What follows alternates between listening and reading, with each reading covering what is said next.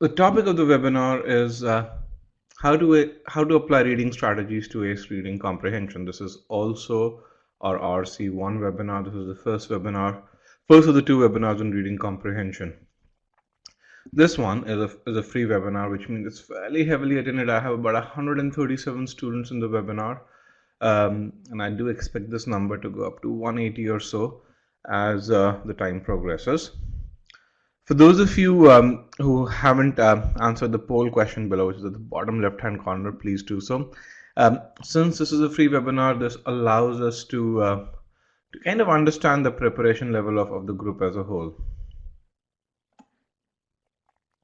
And while you're doing that, let me also introduce the rest of the e-GMAT team. Along with me, I have Payal Tandon. Payal is going to be your main host today. She's the one who's going to conduct the webinar. And also, along with Payal, I have Vivek. Vivek is a marketing manager at e-GMAT. For those of you who are our students, you might have interacted with him in the past. So let me just look at the data over here. The one question that we ask up front in the webinar is, when do you plan to take the GMAT? It allows us to judge the preparation level of the entire group as a whole. When I look at the data over here, I kind of really see two big groups and one really big group, which is the question is, when do you plan to take the test? And the biggest segment or the biggest group over here is those who have more than 60 days. It's about 38% of you. Then we also have quite a few folks who have between 31 and 45 days, so between a month to a month and a half before their test. Then we do have a few people who have between 46 and 60. That's about 24 of you. And then we have a similar number of folks who have between 2 weeks and a month. And then a few folks who have their test in 15 days or fewer. Now, the strategies that we talk about let me first take a step back and really say, reading comprehension is one section that you're either good in or you're not really good in. That's kind of the two kinds of people that we kind of come across, and fortunately, RC is one section that once you apply the right strategies, you can improve your ability in that really quickly. So the strategies that we talk about today, if you apply those over the period of, let's say, next 5 to 6 days, you'd be able to go from, let's say, a 40 to 45% ability to a 70 to 75% ability. If you're starting at a 60% ability, you'd be able to go to an 85 to 90% ability. So go through this webinar, look at the strategies, then go to our Scholaranium tool and practice. And I think those are the two things that we would really recommend that you do if you want to improve, if you want a quick improvement in reading comprehension. With that, let me go to the main pod. This is what we call as a presentation pod. For those of you who are in Asia, parts of India, the screen may still be settling down. Let me actually put in a poll question. Select yes if you can really see the first screen, which says how to ace reading comprehension and e-GMAT live session. Right, pretty much most of you can see it. For those of you who can't see it as of yet, I think if you give another 5 to 6 seconds, the screen should settle down. If it doesn't happen, then just join again this using the same join link, and the problem will sort out by itself.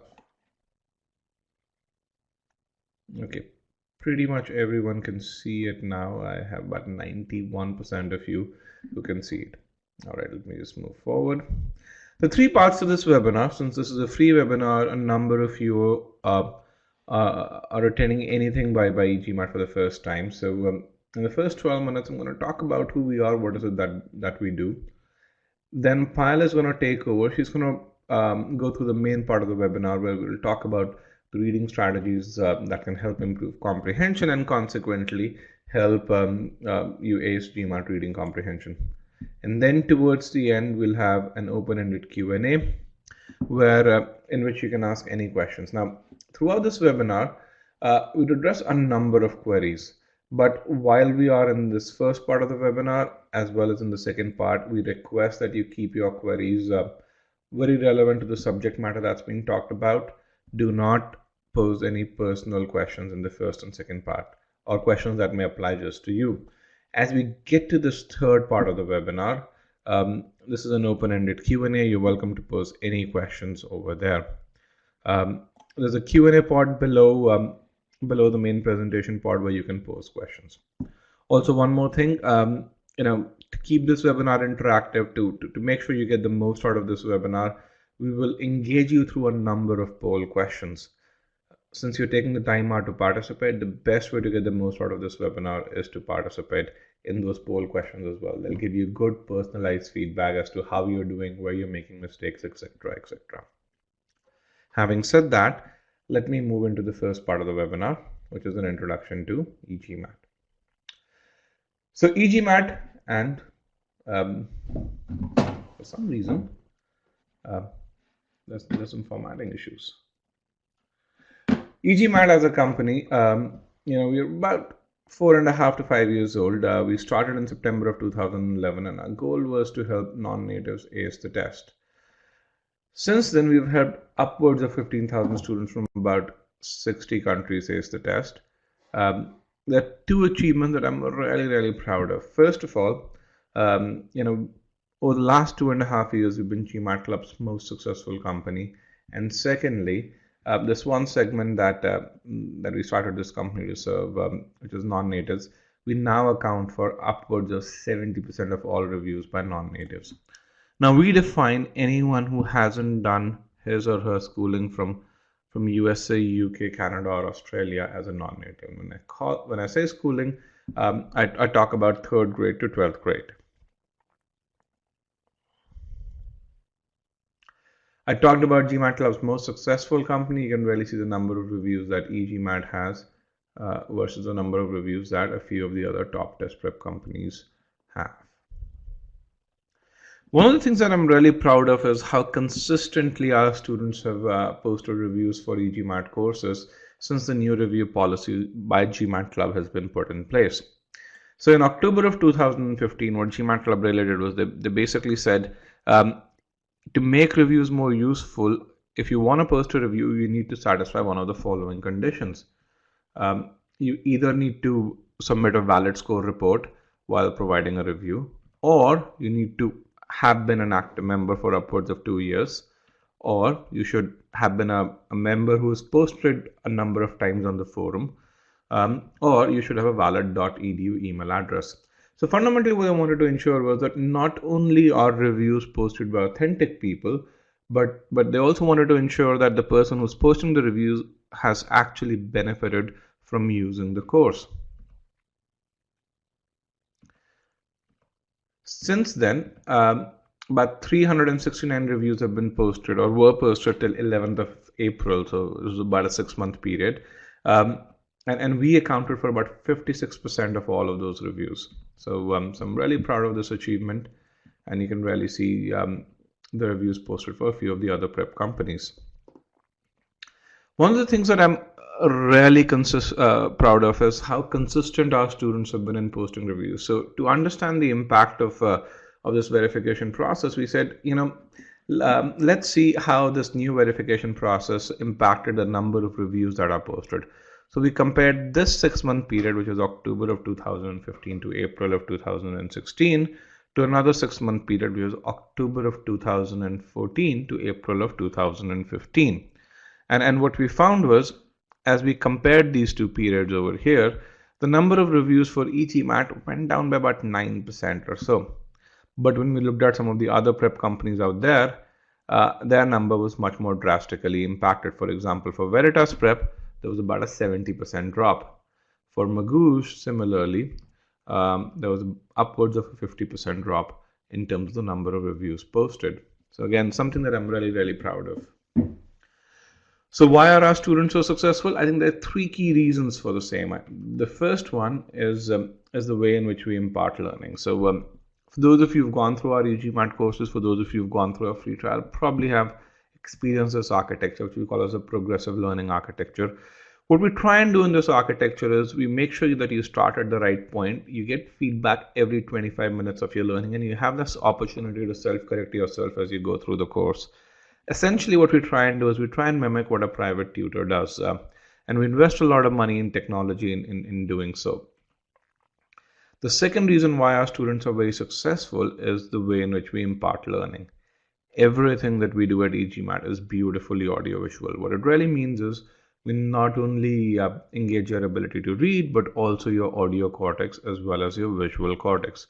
Essentially, this makes learning a lot more effective, and you're able to retain what you've learned and apply it on real problems. And you're going to see some of this audiovisual approach today as well. The third reason why we're very successful is our focus on core skills.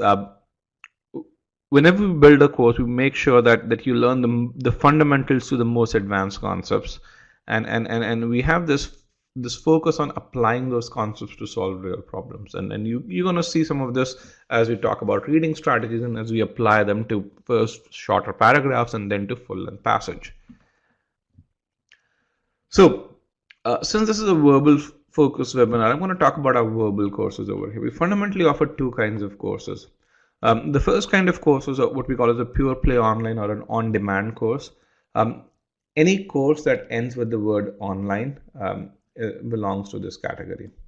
So our online courses are way more efficient, provide learning mechanism that's way more efficient than learning from books. They cover everything from the core foundation to the most advanced concepts. What it really means is when you buy one of our courses, you don't really need to buy any books.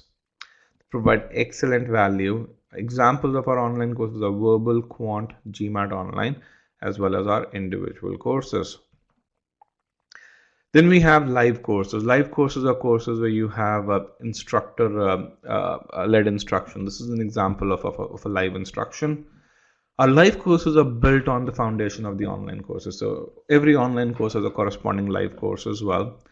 All live courses also come with a guaranteed score improvement, and they provide excellent flexibility. I'll talk a bit about what that is. Examples of live courses, verbal, quant, as well as GMAT Live. So our flagship verbal course, which is an on-demand or a self-paced learning course, is verbal online. This course is designed for students who can put in about 80 hours in improving their verbal. So essentially, at least if you have 30 days, this can make a huge impact in helping you ace GMAT verbal. It includes everything that you ace that you need for GMAT verbal. So it includes our FCCR and RC courses. You get our IR course as well. You get 5 full-length mocks, which include quant, verbal, AWA, and IR. For those of you who are GMAT Club members, you guys also get GMAT Club tests, and you get an amazing amount of practice. And at $199, including GMAT Club tests, it's a bargain. You get access for 6 months, not just 1 month, which many of the other companies promise. Verbal Online is also the world's highest rated course.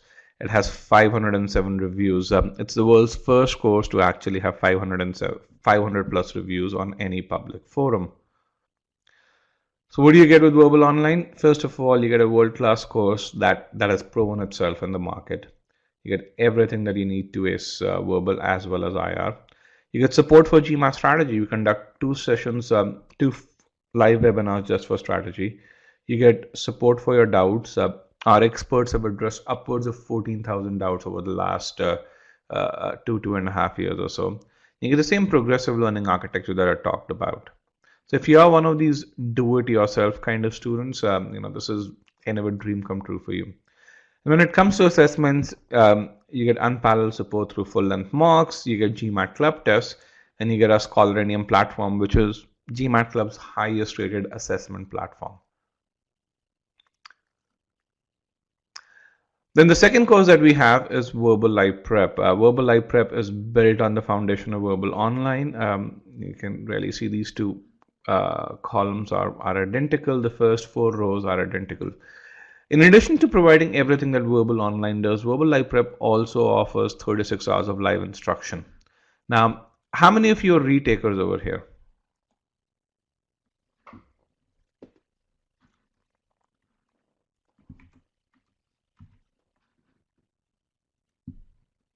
All right, let me get a few more responses.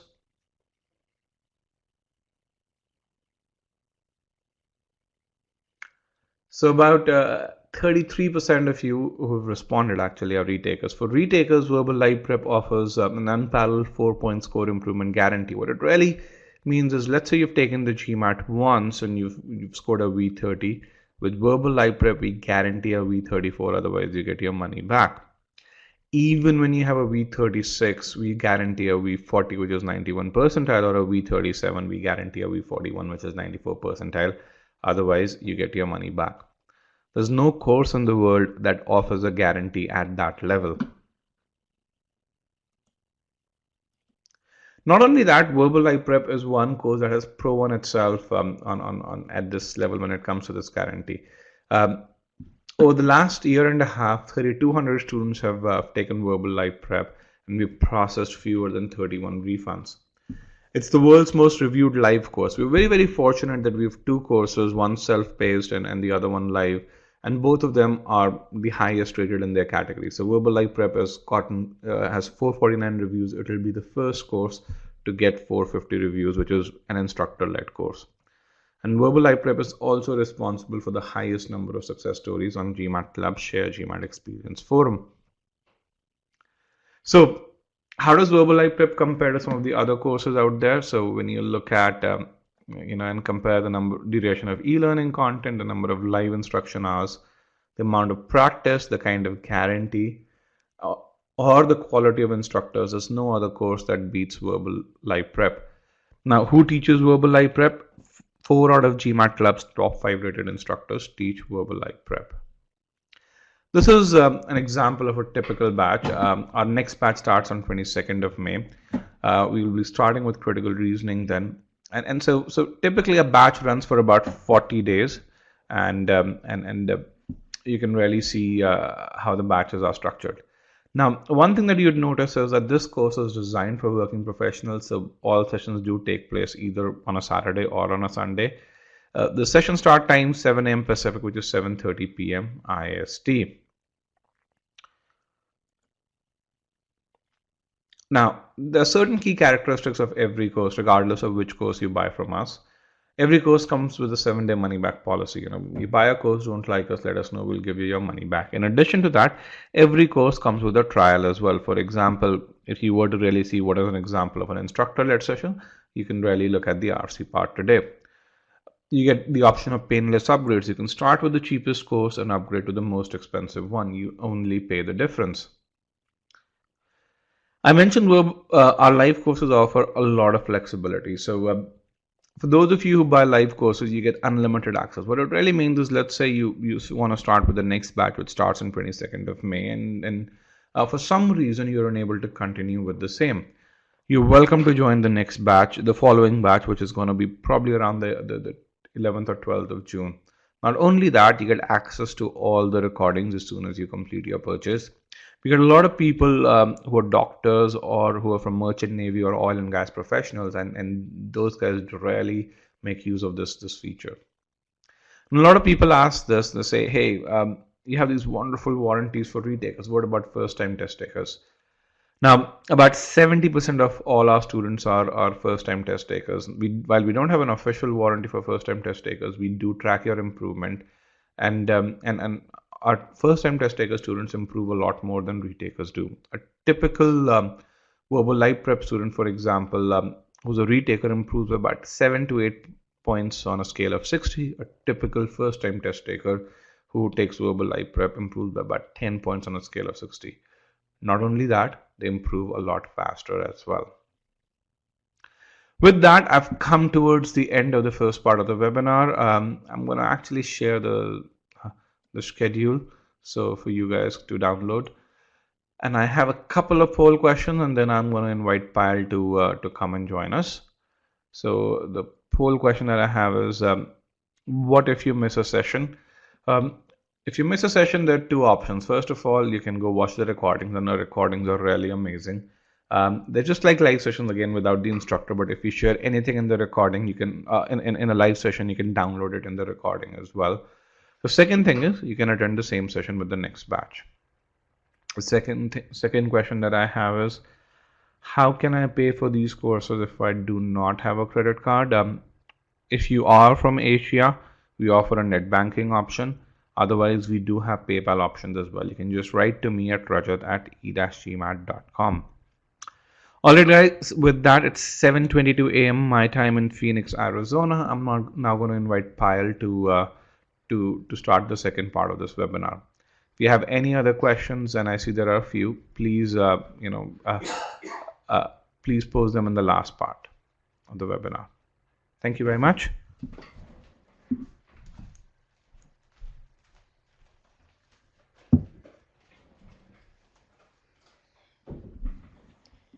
Thank you, Rajat, for that wonderful introduction, and welcome you all to the RC1 session. All right, so let's do a quick voice check to make sure that you all can hear me clearly. So I'm going to bring out a poll.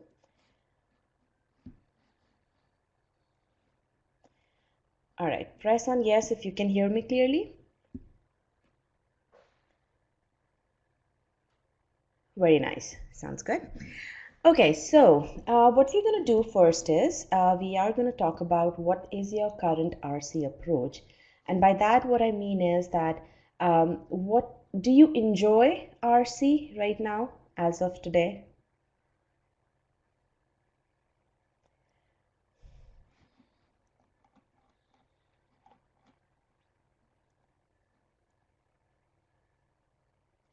Let's get a few more responses. We have about 200 people in this session, and the more you participate, the better it is for the entire class, because then we can get good statistics, and we can enjoy to learn from each other, from one another, sorry.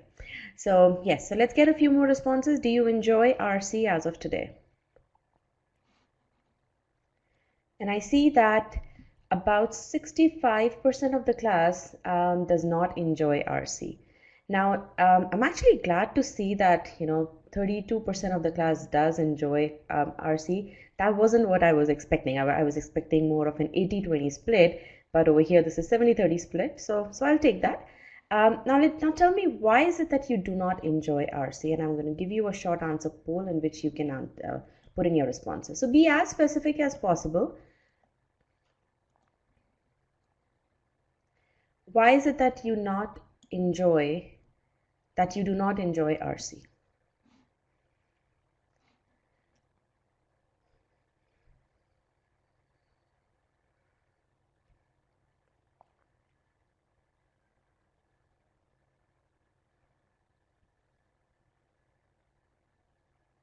I'll give you a few more seconds. I see a number of people are typing, so I'll have them finish. All right. So you can also scroll down this window to see what all reasons have been cited.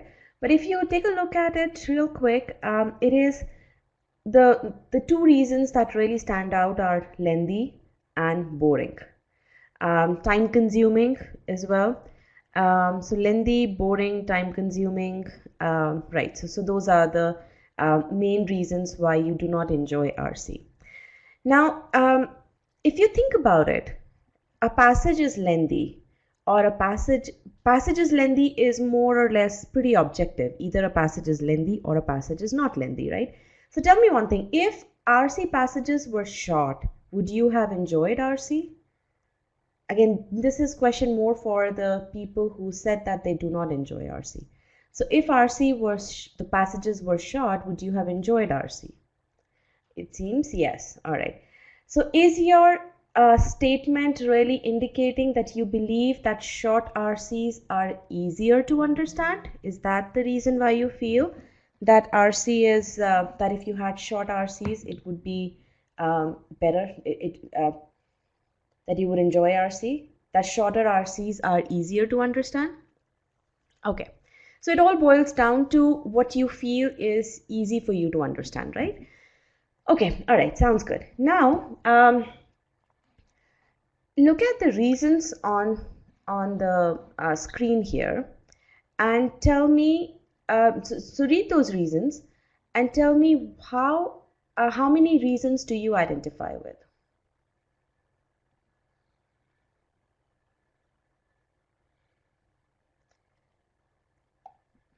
You can select more than one reasons.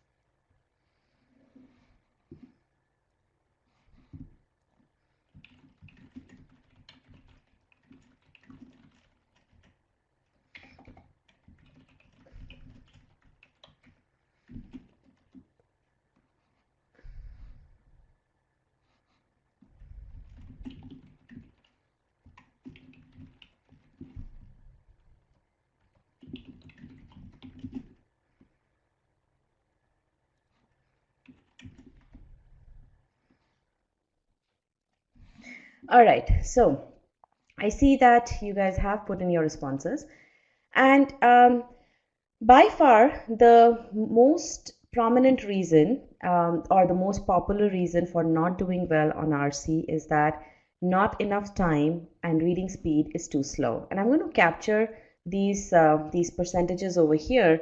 So this one is about 2%. I'm going to end the poll now because otherwise things would keep changing. Passages are too complex, 59%. 59%, and then limited familiarity, and this is really good. I mean, I'm glad to see that limited familiarity got fewest votes. All right, not enough retention is another popular one, so about 50%, and then answer choices are very close. This one is about 71%. All right, okay, now throughout this session what we're going to do is we are going to take a look at these reasons after you solve every question that we present. And what we're going to do is that when you solve that particular question in this session, which of these factors were responsible for you not doing well, if indeed you did not do well on that question. Okay, so so keep in mind these factors, because you would be seeing this slide time and again throughout the session. Now, I'll ask you another question. How many times has it happened that you go through a passage and you feel you've understood it really well, but as soon as you see the questions, you feel as if, oh my God, what did I just read? I don't know the answer to this question. This question was not addressed in the passage. Okay, so it seems that for almost everyone, almost everyone has experienced a situation such as this. Why do you think that happens? Type in over here. Why do you think that happens? If you feel that you've understood the passage really well, then why would you experience this when you take a look at the question? So, all right, so retention, limited grasping, very nice. Retention we will talk about in a bit.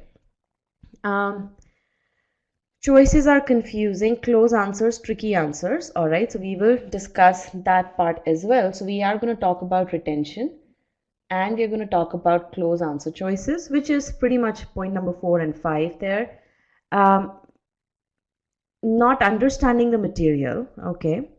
Comprehension break, selective comprehension, all right. Okay, that sounds good. Now,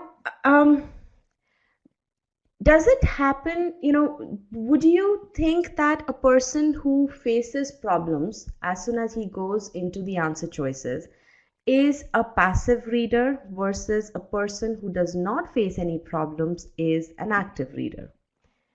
And do you understand the difference between an active reader and a passive reader?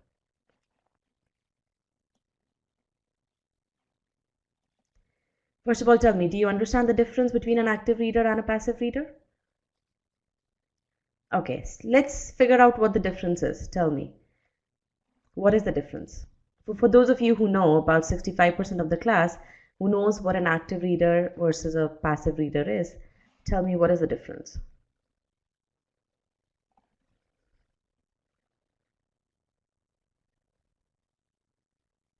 Right. I see really good answers here. Active reader is immersed in the passage.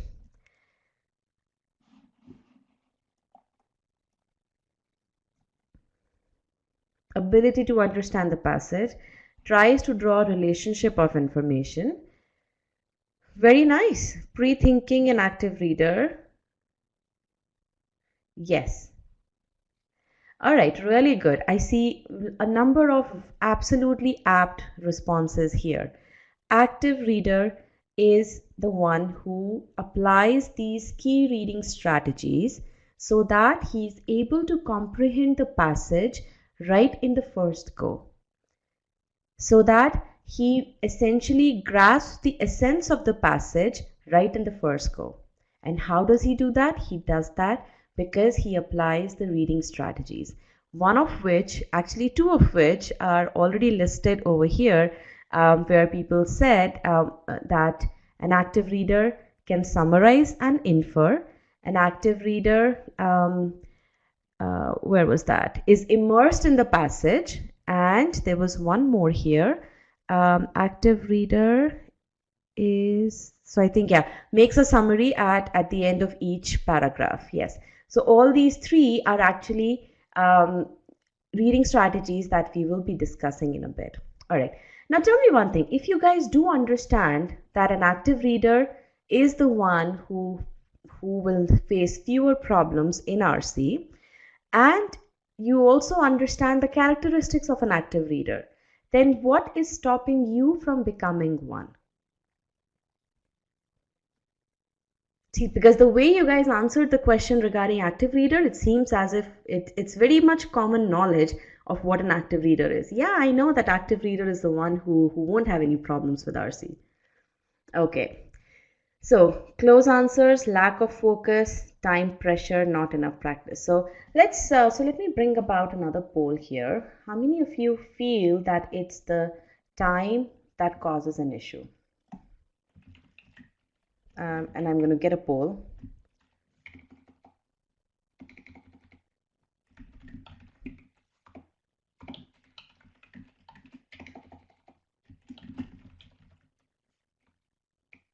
Timing constraint is the primary reason I am not an active reader.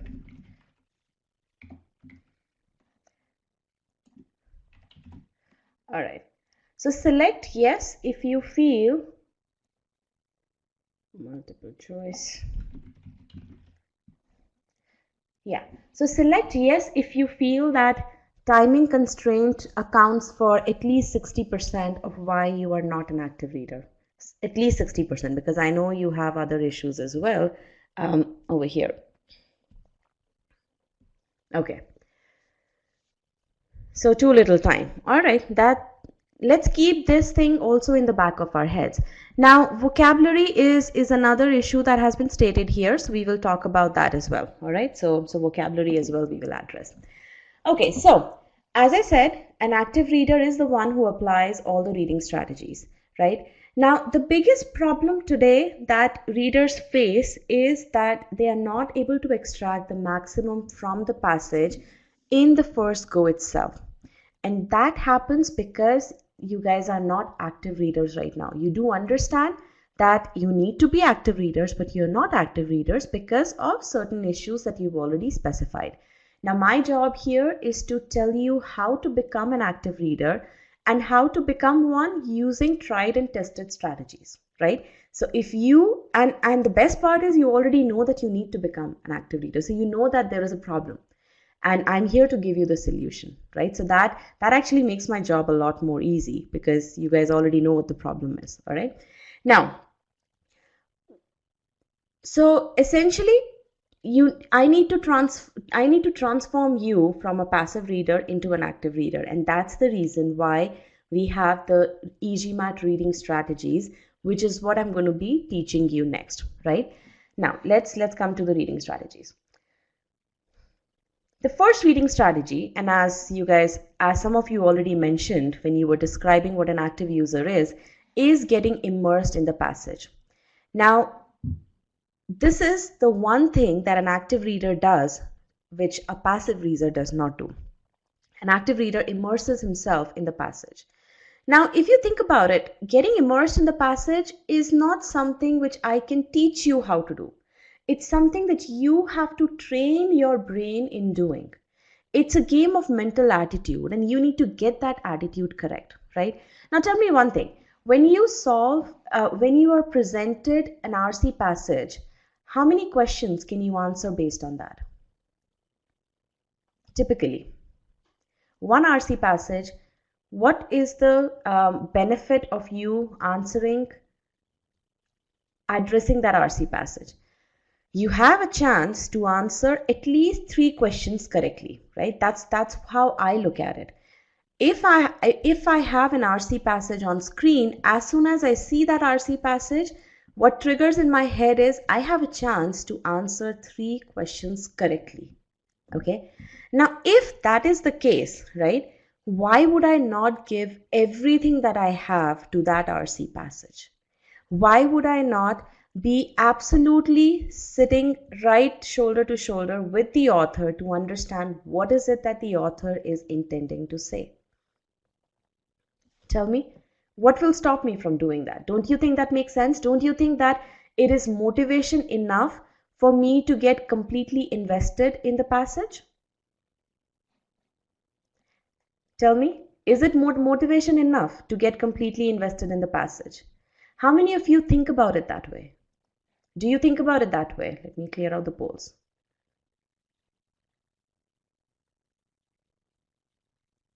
All right. Nothing should stop you now. Yes, absolutely right. So this is the first thing that I want you to take, that I want you to keep in mind, and make a note of it right now on your scratch paper.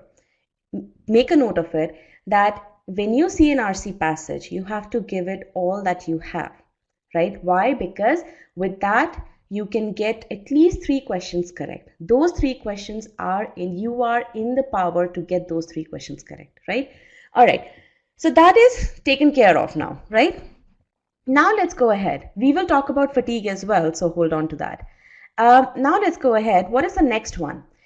When I get immersed in the passage, what I need to do is, as I am reading what the author is saying, I need to be able to summarize and predict what he's going to say next. Now you would think, why do I need to do that? Anyways, the author is going to present something so why do I need to predict before even reading what the author is going to say? Now so I put you in a scenario here. When you are in a very interesting conversation with a friend, right? Aren't you continually thinking, aren't you continually processing what points your friend is making? And aren't you thinking in your head, okay, he said this or she said this means she's going to say something like this next. Or aren't you thinking about a rebuttal in your head as your friend is making his or her point? Right?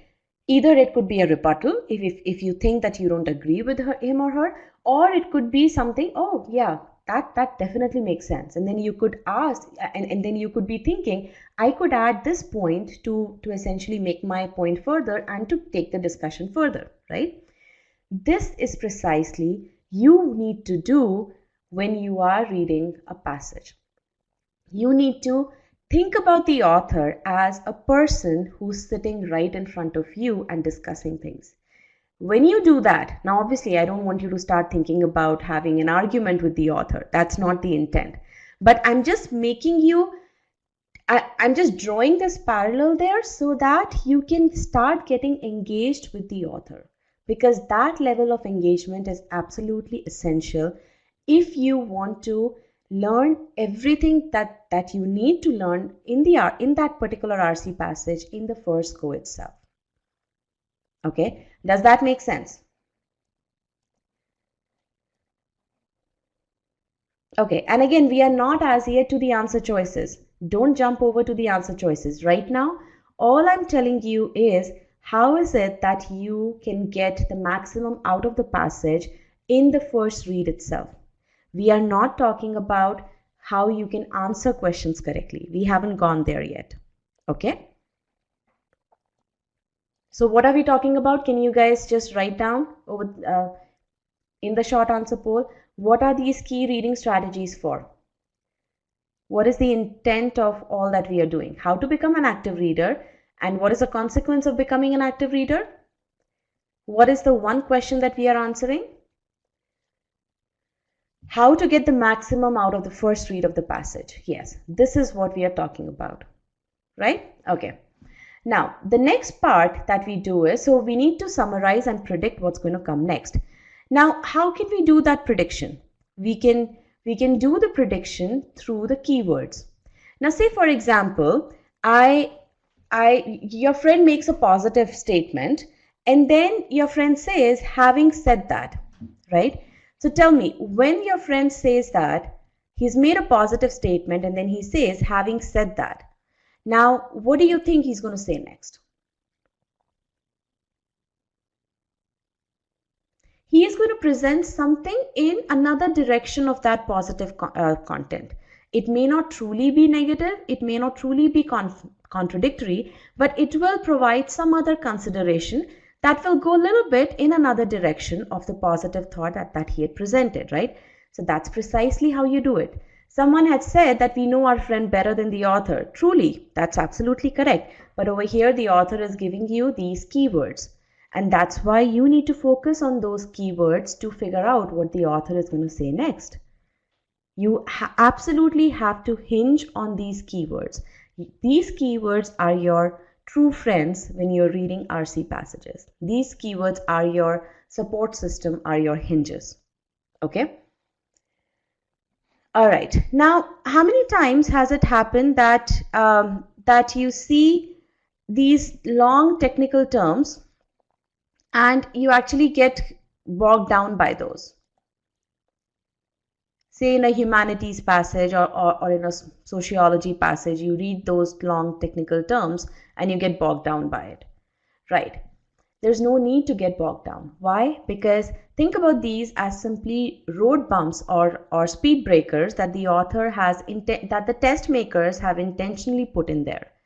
The only purpose that these serve is to throw you off from your game. That's the only purpose they serve. You need to take that control back in your hands. And how can you do that? By simply shortening the term. You don't worry about that long 3-word term. You don't worry about that, 15-word term. As long as you identify that, okay, this is a technical term, you simply shorten that up without even having the need to pronounce that the next time when you see that in the passage. That's precisely it. And that basically takes you back in the driving seat so that you have the control over the passage and not the test maker. Okay, does that make sense? Yes, no? All right, good. Next one is you quickly go through the details, right? A number of people have said that retention is a big problem. Now, will you guys be surprised if I said, how many of you understand that retention, your power of retention is actually tested only in detailed questions?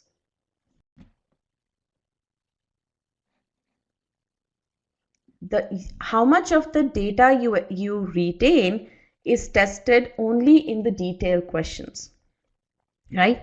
Now, do you even need to remember all these things in a detailed question? If you have to answer a detailed question, not really. All you have to do is identify that there is a detail coming in and just make a note of that detail. Okay, over here in paragraph 2, second part, the author has explained such and such. Now, what that such and such is, you don't really need to care about till the time you don't get to the question that's asking you regarding that specific detail.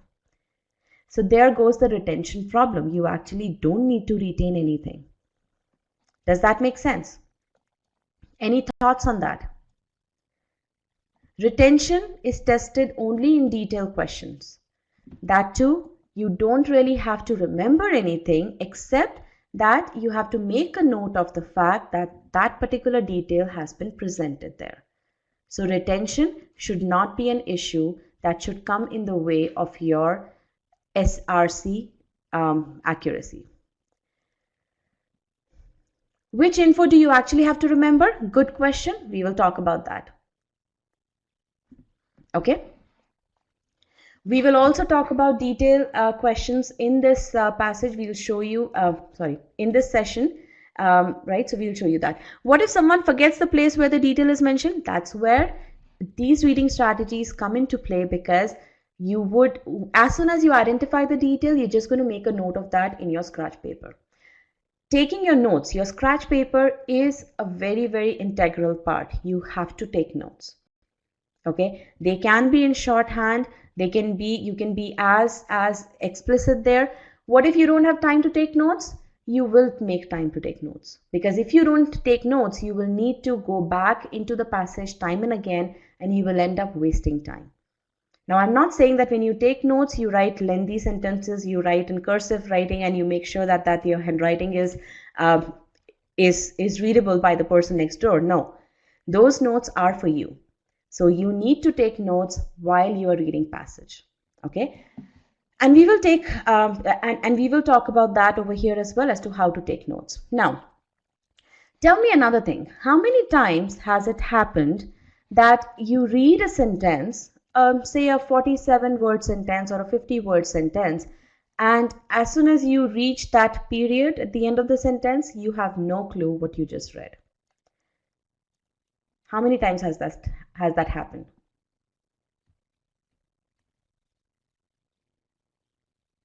Okay.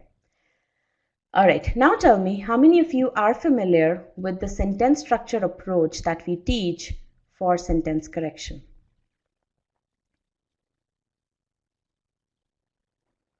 Okay, about 60% of the class, or I would say 50% of the class. All right. Now, sentence structure, that approach in sentence correction is simply that when you are reading a sentence, don't consider that sentence as one big entity. Break that sentence down into smaller chunks. Understand the meaning of the smaller chunk, then move on to reading the next part of the sentence, and then assimilate the entire meaning. How many of you do that when you are reading the sentence in RC or otherwise? How many of you break the sentence down into its smaller chunks in order to understand the meaning better? Okay. Guys, one thing that I would want you to do is keep the timing part aside, because if you continue to think that it is going to take long or it is going to be time consuming, you are not going to succeed in verbal. Okay, believe me, take my word. We have success of thousands and thousands of students, right? These people have not become successful by fretting about time. So keep your clock aside. Forget about time right now. Okay, only then you'll be able to get all these points into context and understand how is it that you can apply this for your reading comprehension accuracy ability. Okay, tell me one thing, and I didn't think that I would have to bring this point over here, but tell me one thing. When a child starts to walk, does he or she start to run right away? Running meaning that he's walking at a very fast pace, obviously, because he doesn't want to take too long in covering a particular amount of distance. Tell me. Tell me. So that is what we are going to do here. That is precisely what we're going to do here. We are going to spend as much time as possible, right, to understand the given passage. Because right now you are learning, that is the parallel of to learning how to walk. When you learn how to walk, when you have learned how to walk, then we will start working on how to make sure that now you can walk at a faster pace. So we need to do things in a step-by-step fashion. Okay? So I don't want to see more time on this short answer poll, that it is time consuming. Let's wait for that till the end of the session, and I will definitely address that. In fact, you would be able to see that as soon as you get to the end of the session. Okay? All right. Can I learn how to walk in 2 weeks? Definitely you can. You just have to give me 20 passages with this particular approach. That's about it. You can learn how to walk in 3 days. Okay? All right, so with this, let's come to the last reading strategy, which is infer meaning of difficult words. How many of you have seen okay, now here's what. How many of you think that vocabulary is tested on GMAT? That you need to have a very good vocabulary in order to succeed in GMAT?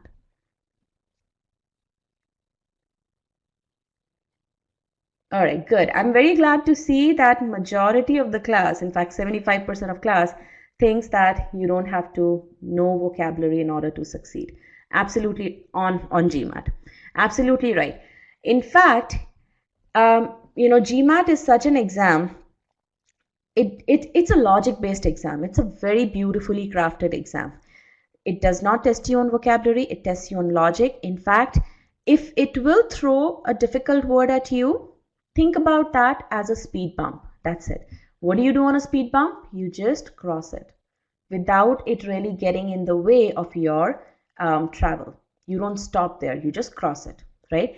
And that's precisely what you have to do here, because what you have to understand is you need to have the faith in the test maker. You need to know that the test maker is going to provide you enough context in the passage itself so that you can understand, you can either understand the meaning of that difficult word, or you don't even need to worry about that difficult word. Okay, so both of those you need to do as soon as you see a difficult word. Okay, so with this, we've come to the end of explaining what the key reading strategies are, and now we're going to get in the mode of some warm-up questions, and in which we are going to be applying these key reading strategies. Now, tell me one thing: which one of these reading strategies really surprised you, or you looked at that and you thought, oh, I never thought of it this way?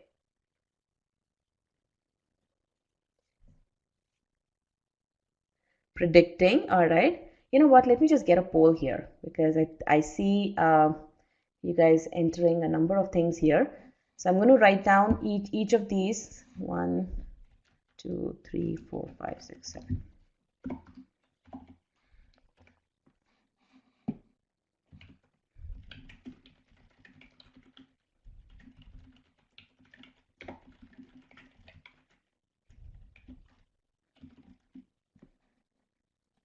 All right,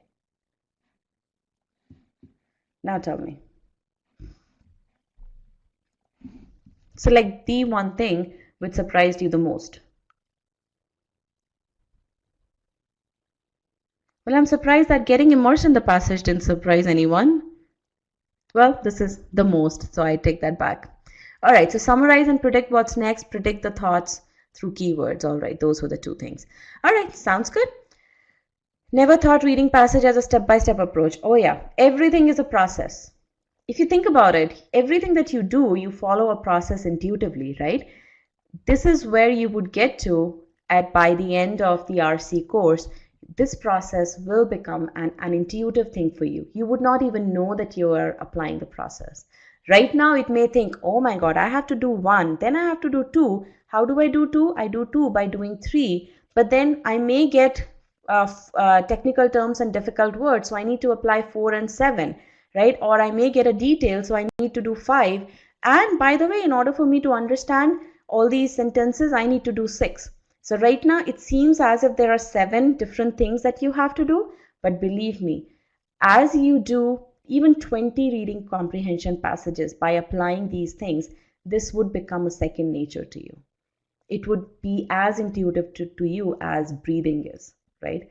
You don't have, you're not consciously breathing, right? That's how it's going to become. All right. Okay. So now we're going to go into the warm-up exercise, and here what we have is a passage which is a very small passage, about 47 words long, and so I want you to read the passage, and I want you to consciously apply the reading strategies as much as you can, right? I know that you've heard about these today only, but yeah, try to apply those as much as you can. I'm not going to time you guys, so my watch is kept on the side, but what I am going to do is, because I need to pace the class, what I will do is, as soon as 60% of you has put in their answers, I am going to give you a 30-second warning. Okay, so that the entire class can put in their answers. All right. So the goal here is not really to answer the question correctly. Okay, if you get to the correct answer, well and good. But the goal here is to extract as much as you can from the first read. So after you read the passage, in fact, here's what I'm going to do. After you read the passage, I'm not going to give you the question. What I will give you is a short answer poll in which you enter the summary of the passage. Okay, so you are going to be taking down notes or the summary notes in the short answer poll, and I don't care about the time that you take to do that, right? Because we are not worried about time at all right now. All right, is everyone clear about the instructions? Yes, no? So you will not see a question. Actually, I am going to hide the question because the question does appear on the screen. So I am going to hide it. But then I will bring the question back later on. So the question is a primary purpose question, right? So, but I don't want you to get bogged down by the answer choices right now. Here you go. And in this short answer poll, I want you to write down your summary. You can even take down notes right here, okay? And these have to be something that you understand. I don't care if I understand or not.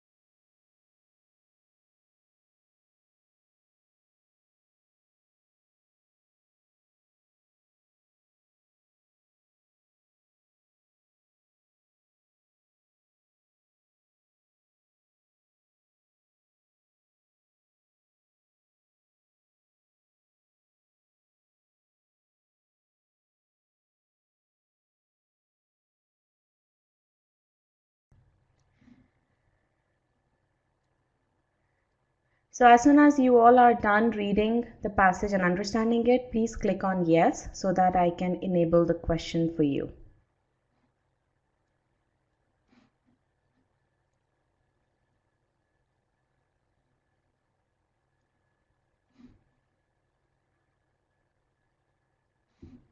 All right, so here goes the notepad.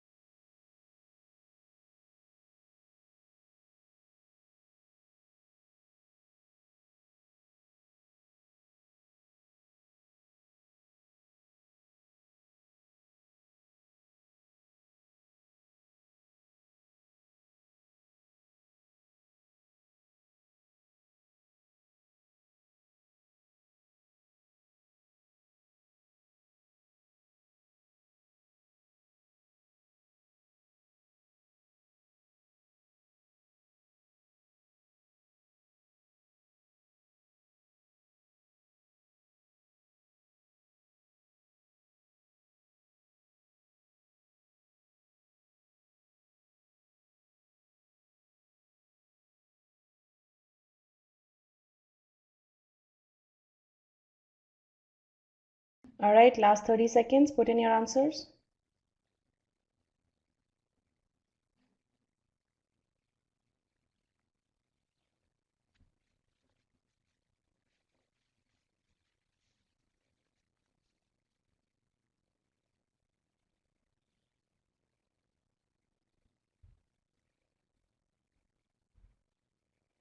All right, I'm going to end the poll now.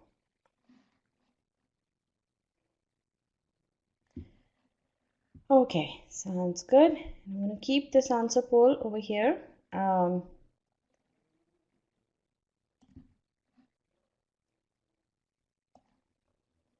Okay, so how was this question?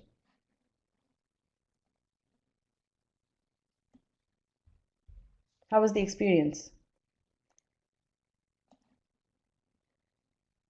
Were you able to apply reading strategies? Or at least did you try to apply reading strategies? Good. All right. Okay, so I know that you guys would be curious about what the correct answer is, so I'll just give it to you. Correct answer is choice. Actually, I won't. Sorry about that. Again, the reason being that I don't want you to focus on getting the question right or wrong, right? That is not my priority. My priority here is that how much of information can you get from the passage when you read it the first time? And I did go through your summaries here or your notes over here. Some of these notes are interesting, but not all of these. There's certain things which are missing from almost all these notes, and we will look at that as we read this passage. Okay, so I am going to hide this part right now as well. So I'll just keep this short answer poll and the yes no poll up there, right? Okay, so let's come back from our question and into the passage. Bordering on the extreme. Now, how many of you noticed this phrase when you read the passage? Noticed, and how did you process it? What did you find, or what did you infer from bordering on the extreme? It's a modifier, yes. One extreme definition, okay. Okay, now tell me, what is extreme? Is it ethnocentrism as a concept extreme, or is it the definition of ethnocentrism that is extreme?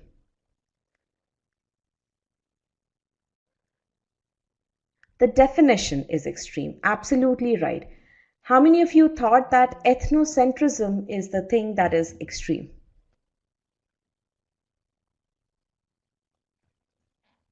Okay, so people who, okay, I'm glad that not many people thought that it's ethnocentrism that is the extreme. Good. So one definition that is presented here is extreme. Now, whose opinion is that? Whose opinion, by whose opinion is this definition extreme? Author's opinion. Absolutely right. Author's opinion. So far so good. Now, so essentially all that it means is that this definition that I'm going to present, it's a bit on the extreme side.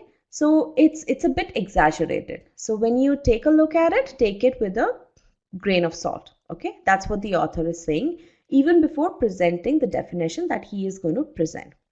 Now, when you read this term ethnocentrism, how many of you read this and thought, oh, I don't know what this means?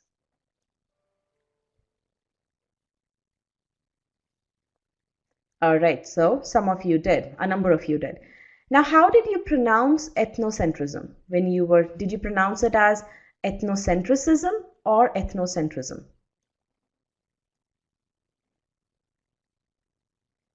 Second one? Okay, never tried pronouncing? Absolutely perfect. How many of you tried to pronounce this term?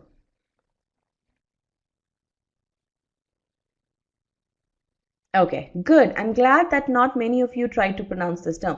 So the 35% of the class that tried to pronounce this term, you didn't need to. For all you want, you could have converted this term into something else that is very easily pronounceable, right? So you just have to shorten it up to say EC. That's about it, right? Because this is just a technical term, right? So one definition of EC considers it a schematic in-group, out-group differentiation.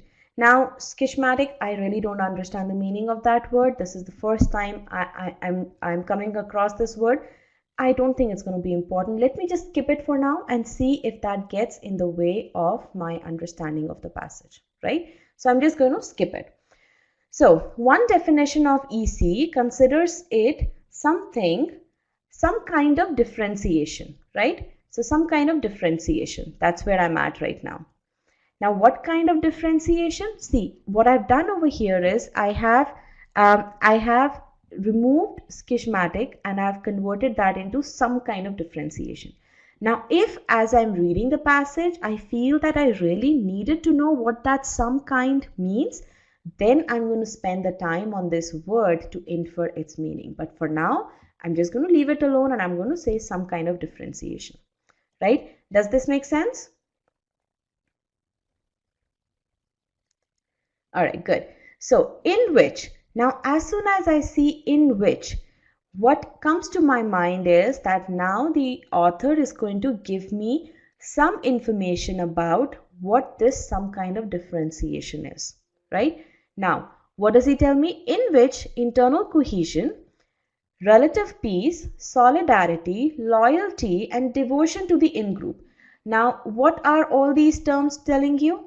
Tell me one. I don't need to concentrate on each term specifically, right? But together as one group, what is it telling me? It's giving me certain positive feelings towards the people of the same group, right?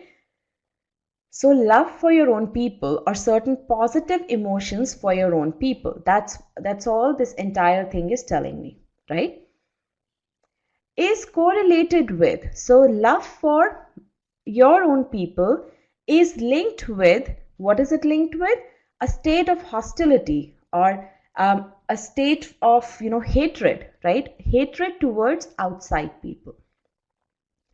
Now what kind of outside people? Outside people who are often perceived as subhuman or evil. So outside people are considered evil. Okay. So that's about it. So here the author is presenting one definition of EC. By the way, that definition of EC is a bit exaggerated. Okay. And per this definition, these two things are correlated. Love for your own people and hatred for outside people. By the way, these outside people are evil. Okay. Now, these are the three things that I wanted you to take away from the passage when you read it the first time.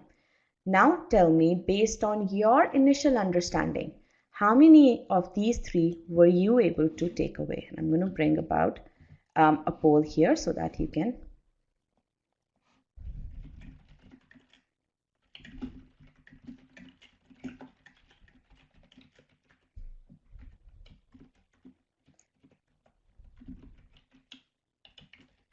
All right, so let's make it. You can select more than one choices, multiple answers. There you go. So 1, 2, and 3.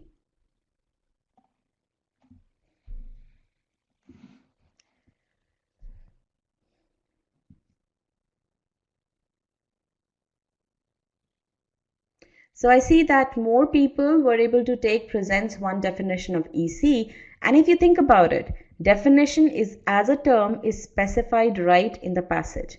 So the fact that you were able to get that is nothing that I would give you credit for. But where there is inference required, that is when you are saying when the author is saying bordering on the extreme, what does that imply? Why is he saying that? Why is that important? Right? Those are the things that you have to infer when you are reading a passage, right? Likewise, per the definition, the following are correlated. Again, you need to be able to put that in your own terms so that you understand how that long part of the sentence is converted into a very how you can summarize that entire thing. Okay, now with this, let's now come to the question at hand. Now, what was the question? The question was, what is the main purpose of the author behind writing the passage? Now, here's what I'm going to do. I'm going to show you the answer choices again, and I'll see if you want to change your answers.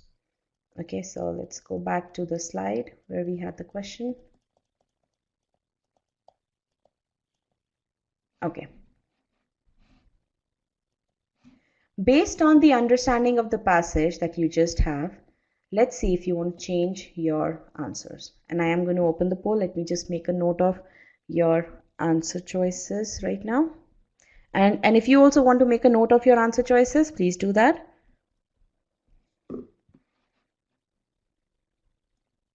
There you go.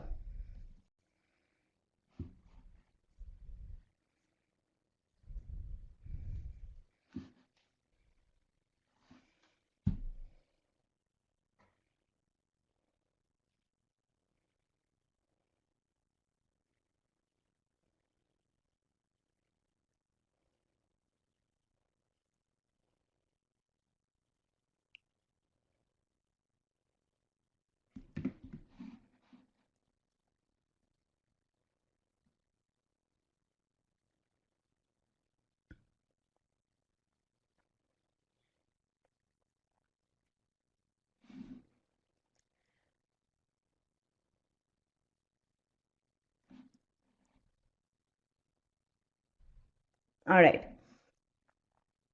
I am going to broadcast the results now. Now, for people who change their answers from two choices D to choice D, why did you do that? For people who changed your answers to choice D, why did you do that?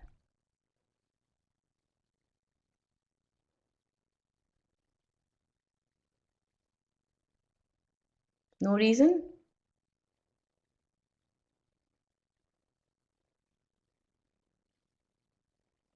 Good. Because now I understand that the author is presenting view. Yes. Good. All right. So now we're going to take a look at understood that author has no opinion, good or bad. Very nice. All right. I'm glad that some of you were able to arrive at that. That's really good. Now let's go through how is it that you should have approached this. So the correct answer is choice D, and we will see why. We'll not only see why the correct answer is correct, but also why the incorrect answer choices are not correct. Okay. Now, to criticize a concept that encourages hostility towards people not belonging to the same group. Now, tell me something. Is the author criticizing anything? In the passage, when we said that what does bordering on the extreme does, right? What we said was that bordering on the extreme simply tells you that one definition is just a definition that is exaggerated.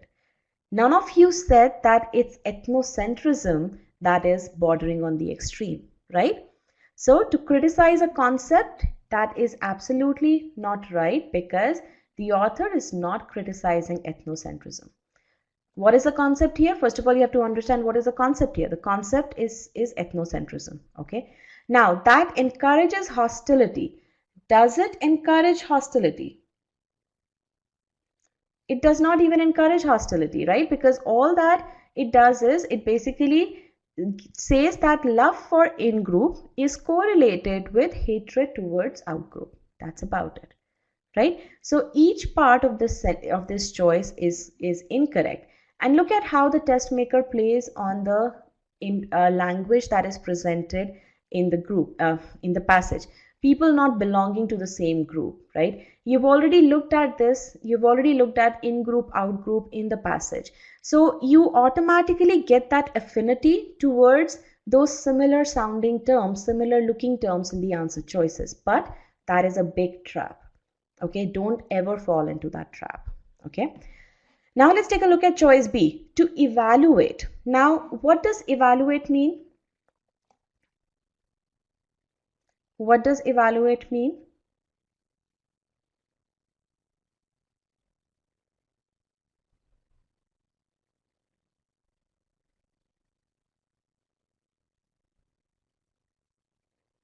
Okay. Evaluate is to check the positive and the negative points. Absolutely right. Consider both the positives and the negatives, and then, yes, you're absolutely right. Now, does the author evaluate anything over here? All that the author is doing is he's presenting the definition, and that too just one of the definitions of EC.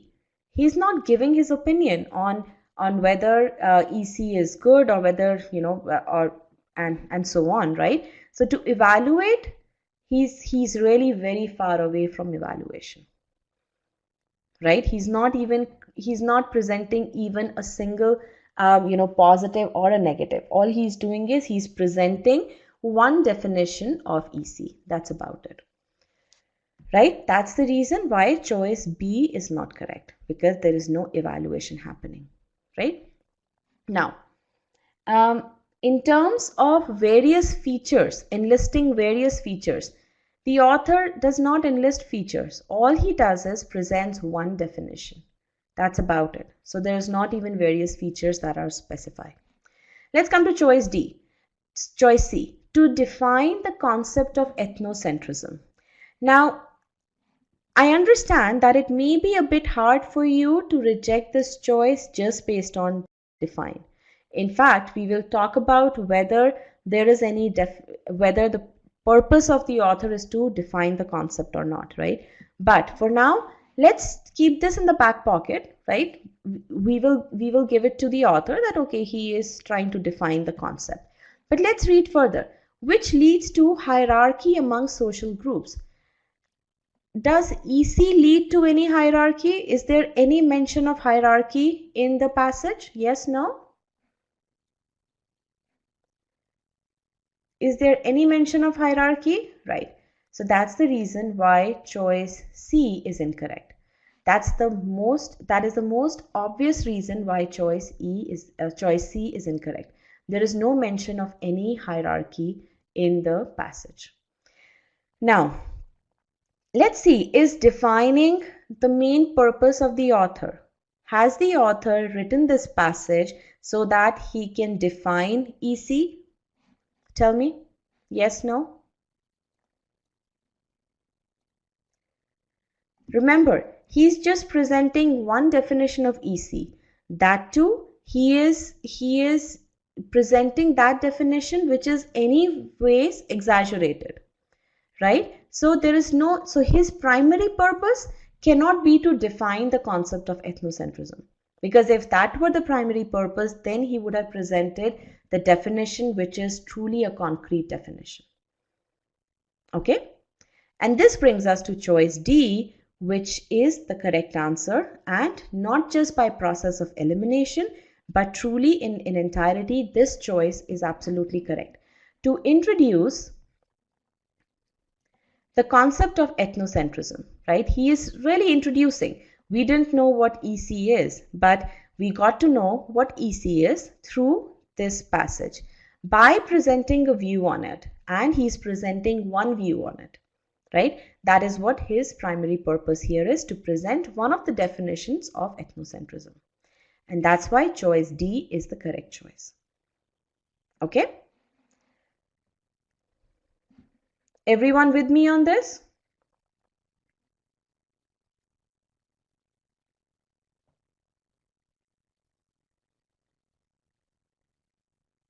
Okay. One of you is asking, why did this example have only 4 answer choices? Why? Because this is just a warm-up question. Okay, because all we are doing is telling you how to read the passage the right way in the first shot. Now look at this thing. Even though you were able to grasp certain points from the passage, even after my explaining the entire passage, still not many of you changed your answer choice or selected the correct answer choice, right? Why is that happening? That is happening because you are not taking your understanding of the passage into the analysis of the answer choice. You are not being as critical as you should be when you are reviewing the answer choices. And by critical, what I mean is, look at these terms. criticize a concept, right? That encourages. You have to question each and every word in the answer choice before you either reject that choice or you accept that choice. Now, yes, when you are in the exam environment, the first thing you find wrong with the answer choice and you're absolutely 200% sure that this is not correct, you can reject that answer choice. You don't have to find everything that's wrong with it. But yes, when you are in the practice mode, when you're preparing, try to find everything that is wrong with the answer choice, because that opens your horizons. That trains your brain to look for inconsistencies in the answer choices, in the incorrect answer choices. Okay, so you have to be very critical. Keeping in mind what the author has said in the passage, you need to review each answer choice and question each and every word in it. Be as critical as you can, because ultimately it's the question that is on the line, right? Remember, your goal was to answer those 3 questions absolutely correctly. So it's your performance here. So you have to be as critical as you can be. Okay? Does this make sense? Again, RC is as much a mental game as it is a strategic game. Okay, so you have to prepare your mind. Don't just accept whatever the answer choices throw at you. Don't just get swayed by something familiar that you see in the answer choices. Okay, over here I have one of the people who have said, after understanding that this definition says love to your own group and I believe hatred to the evil group, I changed my choice from D to A. Right, previously I marked D. So that is the trap in which this person fell. Why? Because he found something familiar in the answer choice that he had seen in the question, in the passage, right? So he got attracted to something which was really put in there as a trap. Can you all see that?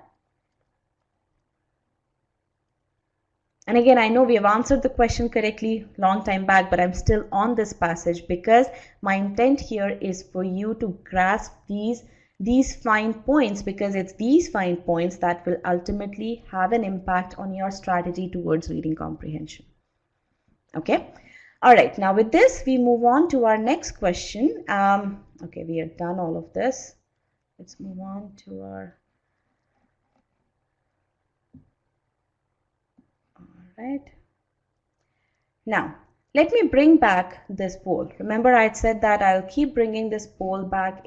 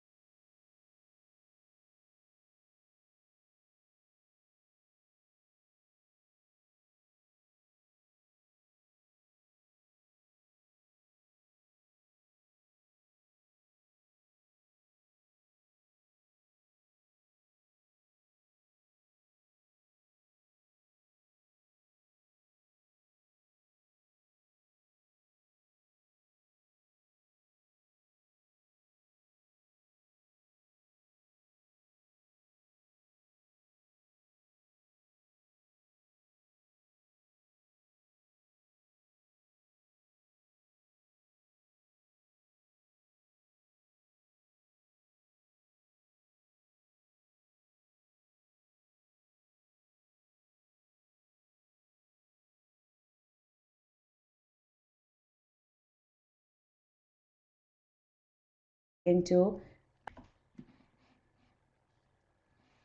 So again, your focus should be on just reading and extracting the most from the passage. Okay. Now, another thing is that when you are now entering the definition or the summary, please keep in mind the way we did the summary for the previous question. Okay. Write down the summary along those lines. Okay.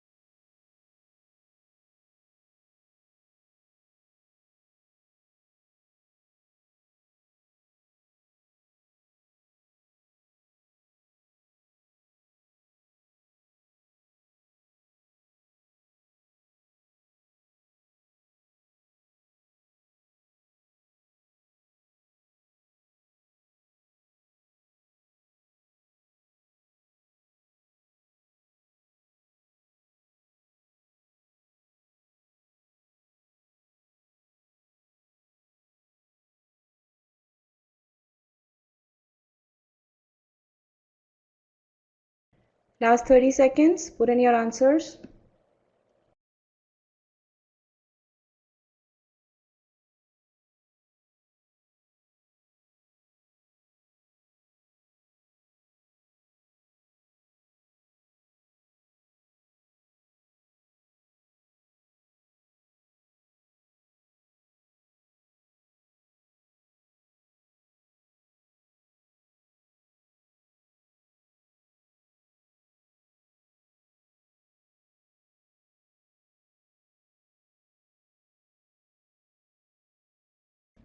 All right, I'm going to end the poll now. Okay. Thank you for marking this. All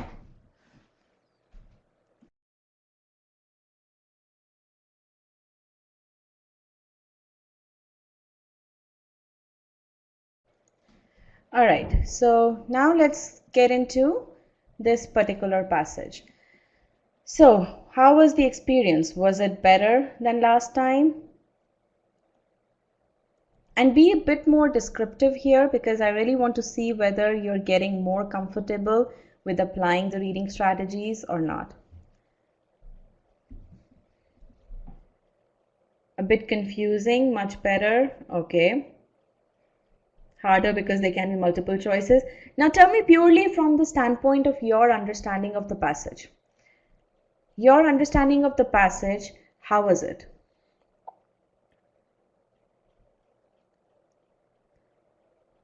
Good, all right.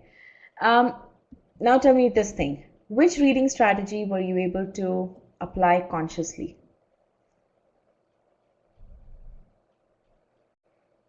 More active reader. Could apply the concept of summarizing and abbreviating tech terms. Good. Overall better picture. All right, good. Very nice. Better than before because of predicting what comes next. Good.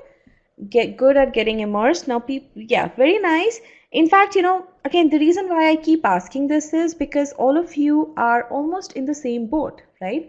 So the more I say, when you see that there are other people who are in the same boat as you are able to, apply little by little, you would get that much more confidence that if he can do it, or if she can do it, I can also do it, right? This thing works, right? So again, as I said, we're not going to worry about, what the correct answer is. We'll get to there, because really there are two different issues here that we are trying to solve. The first one is, how do you get the maximum from the passage in the first read? The second one is, how do you use that understanding to address the answer choices, to analyze the answer choices, right? To critically analyze the answer choices, not just analyze, right? So let's first focus on the passage itself. Now, before I go into the passage, I'll ask you to take a look at the sentence on the screen and then tell me, the color blue is considered to have a soothing effect on the moods of most people. That's the sentence. Now tell me, what can you infer from this statement? And I will bring a poll here so that you could select which one you can infer.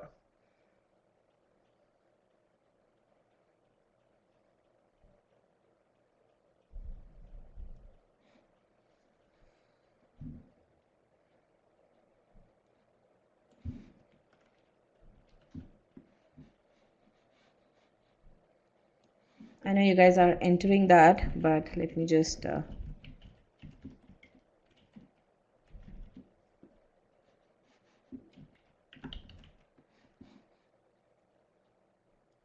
okay, so which one do you infer?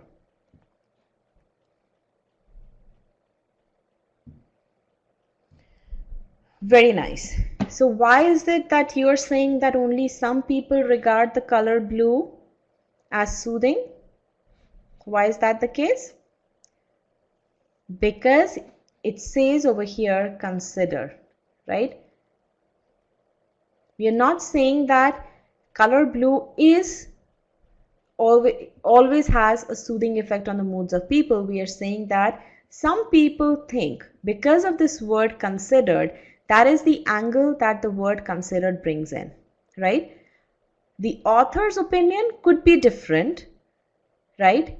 The author is not presenting a fact here. All the author is saying is that some people consider color blue to have soothing effect on the moods of most people, right? Now, if you take a look at statement 1, statement 1 is simply paraphrasing what this sentence presents, right? Whereas statement 2, what this does is it now presents the color blue as soothing as a fact, right? Now, when you say that it's a fact, you have added to something that the author did not comment on. The author said that some people consider color blue as soothing. He didn't say that everyone considers color blue as soothing. And because he didn't say that everyone considers color blue as soothing, he didn't mention it as a fact. So this statement cannot be the inference. Why is that? Because the inference is always from the point of view of the author. Inference has to be something that the author agrees with. How many of you are absolutely comfortable with this definition of inference, that inference has to be something from the point of view of the author?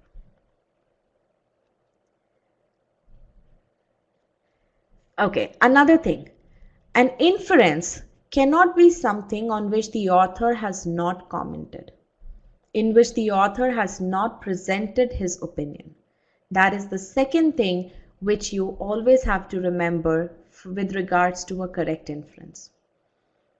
Okay, now we're going to take a look at this in action in a bit, right? But let's first get into our passage now. But I just wanted to bring about what is the relevance of considered, right? So that I can now explain the relevance of deemed over here. EC and its canonical variants are deemed to be intimately connected with XP, xenophobia. Now tell me, do you see a connection between deemed and considered? Yes, no?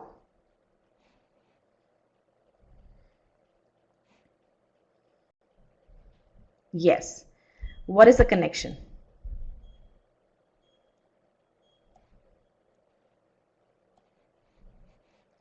What is the connection?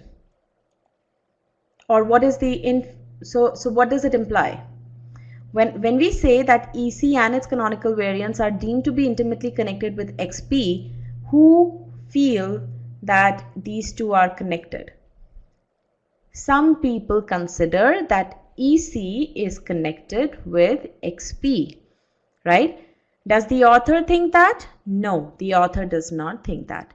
It's only some people who consider that. Okay.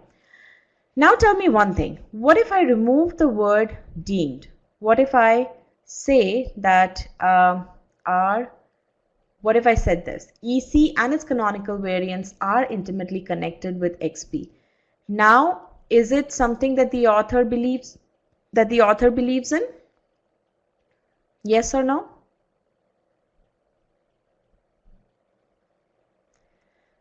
Yes. Now the author believes in it because the author has presented this as a fact. EC and its variants are intimately connected with XP. The author is presenting this as a fact, and that is the reason why you can infer this from the passage. The author believes in it. Okay? Alright, so now let's carry further. A complex attitude system comes sentiment structure involving diversion, dislike, and antagonism vis-a-vis the strange or the alien. Okay, there was a whole lot of stuff here, right? Essentially, what the author is saying is that he is defining XP, right? A complex attitude system, so it's a definition of XP that involves dislike or hatred towards the strange or the alien and everything that the stranger represents, right? So that's what he's saying. He has now defined the new term XP, right? Now tell me this part. Over here, this entire part in which he's presenting the definition of XP, does he agree with this definition of XP?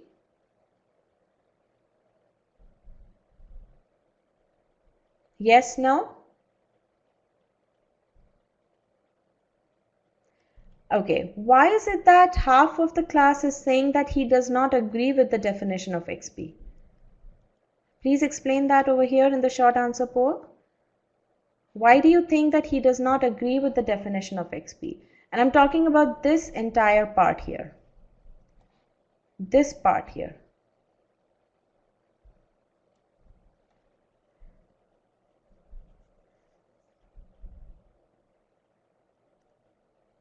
Okay, so I think this is where we need to discuss this a bit more. When the author presents a definition, he is presenting that as a fact, right? And he will always agree with a fact. Why? Because author is a very rational person. He will not go as far as going against a fact. He is presenting definition of XP, and that definition of XP he is stated as a fact, so he agrees with it. Okay, now so is everyone clear with this? Does everyone understand this? Because this is a very important point. Now, the word considered, that considered simply went into saying that EC is considered to be connected with XP. That was the part that only some people believe. But as such, what is XP? The definition of XP is a fact that is stated by the author. So are you clear about this? Or let me write it down over here. So what the author is saying is EC is, or some people consider EC to be connected with XP. And by the way, XP is such and such. Okay, now read this. Some people consider EC to be connected with XP. That is the part which only some people consider, and you don't know whether the author considers that or not. By the way, XP is such and such, that part is a fact. So this part over here is a fact which the author will definitely agree with, because the author is a rational person. Agreed, everyone with me? Because these 2 points are the crux of what a correct inference is, right?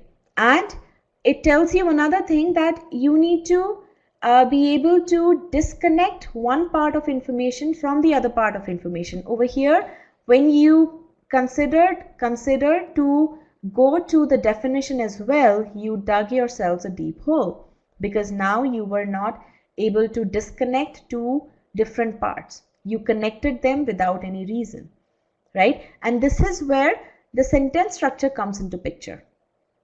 Okay? All right, so now we are clear about this. Now we go further. Some socio-anthropologists even considered xenophobia, XP and EC opposite sides of the same coin. Now here, by saying that some socio-cultural anthropologists, what does the author intend to say? Do you think that the author also agrees with the fact that XP and EC are opposite sides of the same coin? Yes or no? The author, we don't know whether the author agrees or not.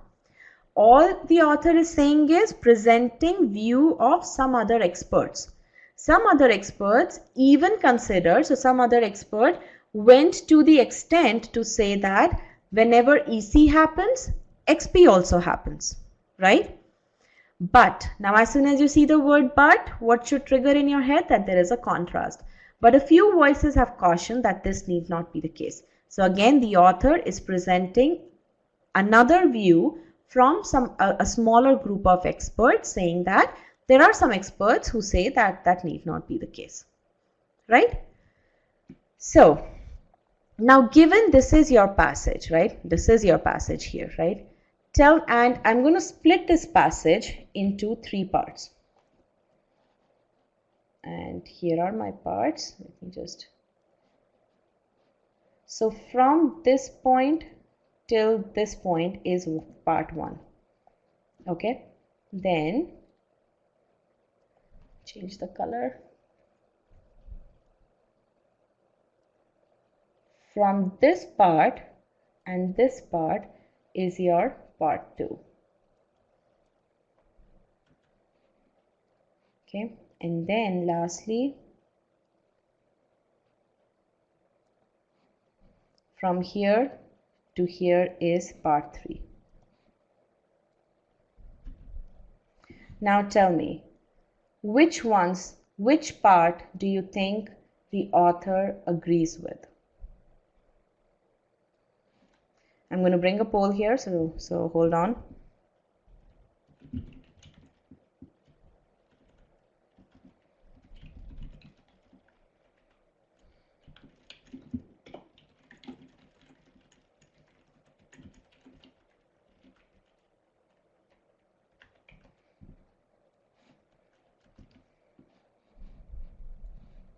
And I will make it multiple answers so that if you feel, yeah, now tell me, which part does the author agree with?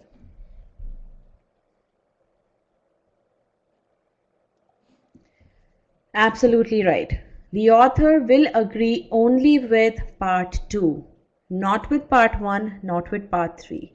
Parts 1 and 3 are just opinions from the author, from opinions of some experts that are presented by the author. Okay? Now, when you went through the passage, how many of you got this level of understanding?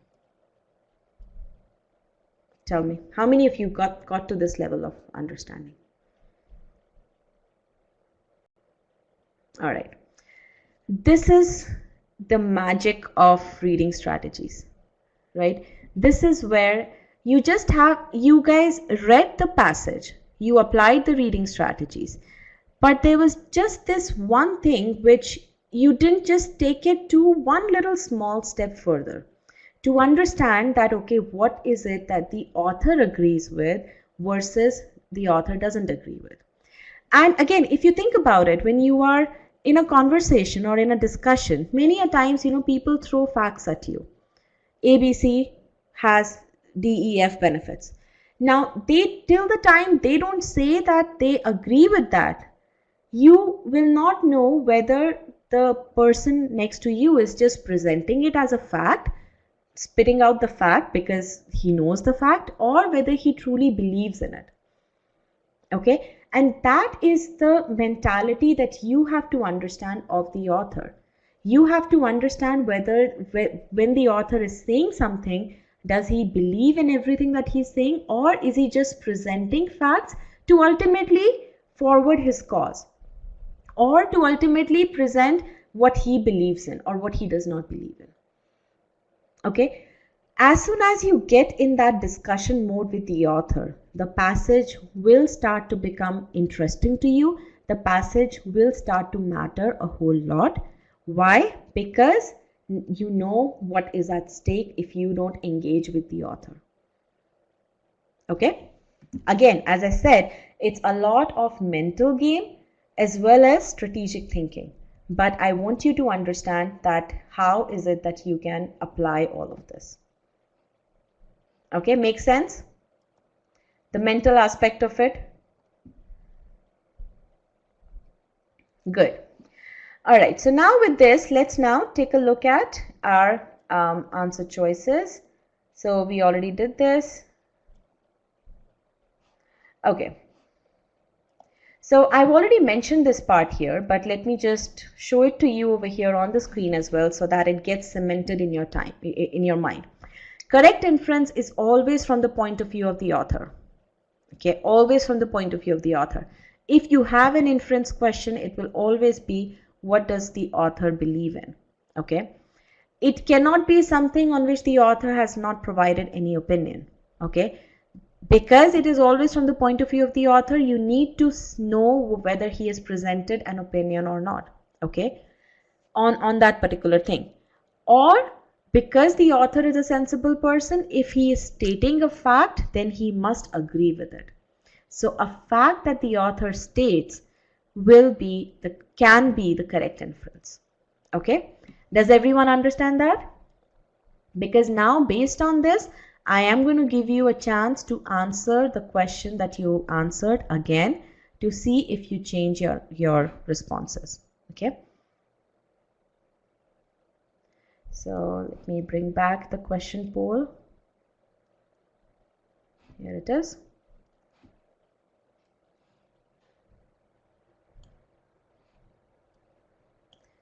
And I'm just going to make a note of the responses before I open up the poll again.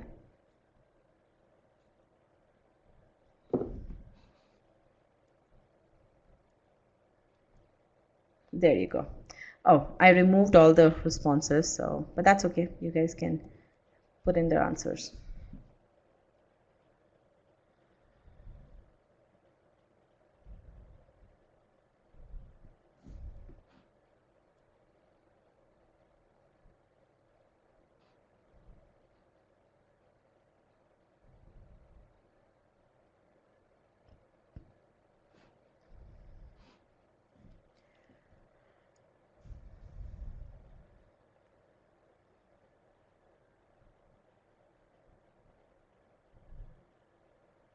All right.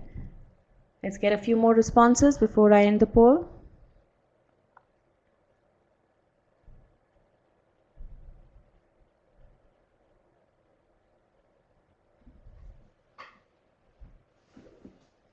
All right, I'm going to end the poll now. Beautiful. 85% of the class has answered this question correctly. XP entails dislike towards the strange.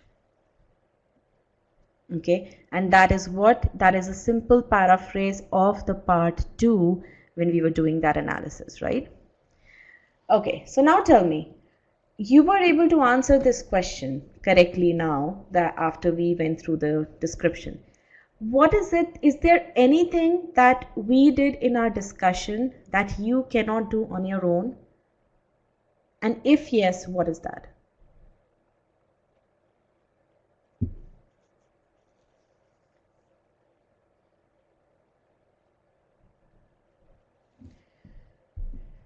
Okay, so inference is not, again, granted that you were able to understand the relevance of the word deemed. And again, this is not something which is very trivial. It is something that would help you a whole lot as you start to look at RC, more and more RC passages, right?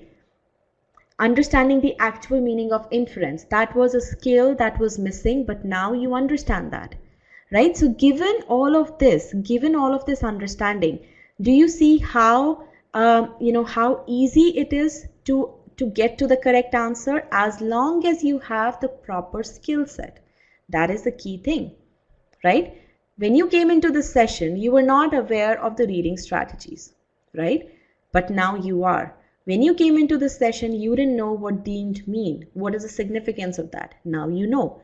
When you came into the session, you didn't know what a true inference should be. Now you know, right? So these are the skills that you have already built just after spending about 1.5 hours with us over here. So imagine what you can build after you go through the course. And imagine what would that do to your reading comprehension ability. Okay? All right, so now, yes, answer choice B is the only answer choice that's correct. And let's go through each answer choice and figure out why each one is incorrect, why the wrong ones are incorrect. So let's go through that. And I'm going to breeze through it real quick because we've already discussed a whole lot. XP and EC are different facets from the same concept. Again, this was the view only of some experts. This is what came from the first part of the passage. Because over here we had deemed, right? So this is not correct. XP entails dislike towards the strange. This is what came from part number 2 of the passage. And yes, this is the definition. It's presented as a fact. So it is the correct inference. The author always agrees with the facts. XP and EC are not connected with each other. Again, this is the view only of some experts, right? The author does not either agree or disagree. This is what came from part number 3. Canonical variants of EC are closely connected with XP. This again came from part number 1. This was a deemed view. It does not necessarily indicate a reality, right? Last one. In some cases, XP could be the cause of EC. There is no mention of any causal relationship in this paragraph at all, right? So this is not the correct one. Now tell me, why could you not answer this question correctly?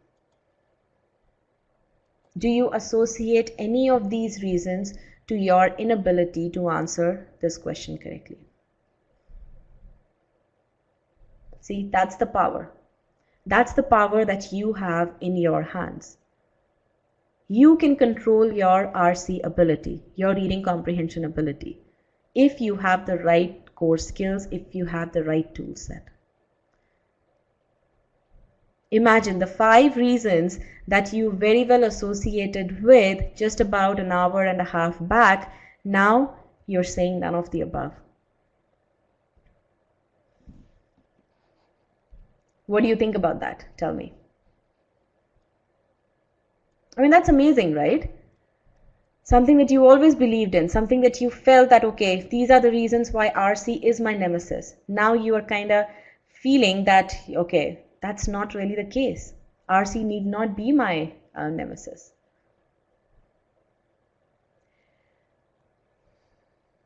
So we have done one main point question. We have done one inference question. Now what we are going to do is move on to a full length passage, right? Lack of skills is the main reason. You're absolutely right. See, when I read things like I cannot tell because not real GMAT RC because these are not real GMAT RC questions, these are simulation questions. Again, I say the same thing. When you are training for a marathon, you don't start to run in a marathon right away, right? You train for it. You run on a treadmill. You run little bit outside, right? After you build your stamina, then you go outside and you start running bit by bit. You don't do a 5K right off the bat, right? When you say that you can't figure out, you have to have those little wins. You need to understand what are the core skills.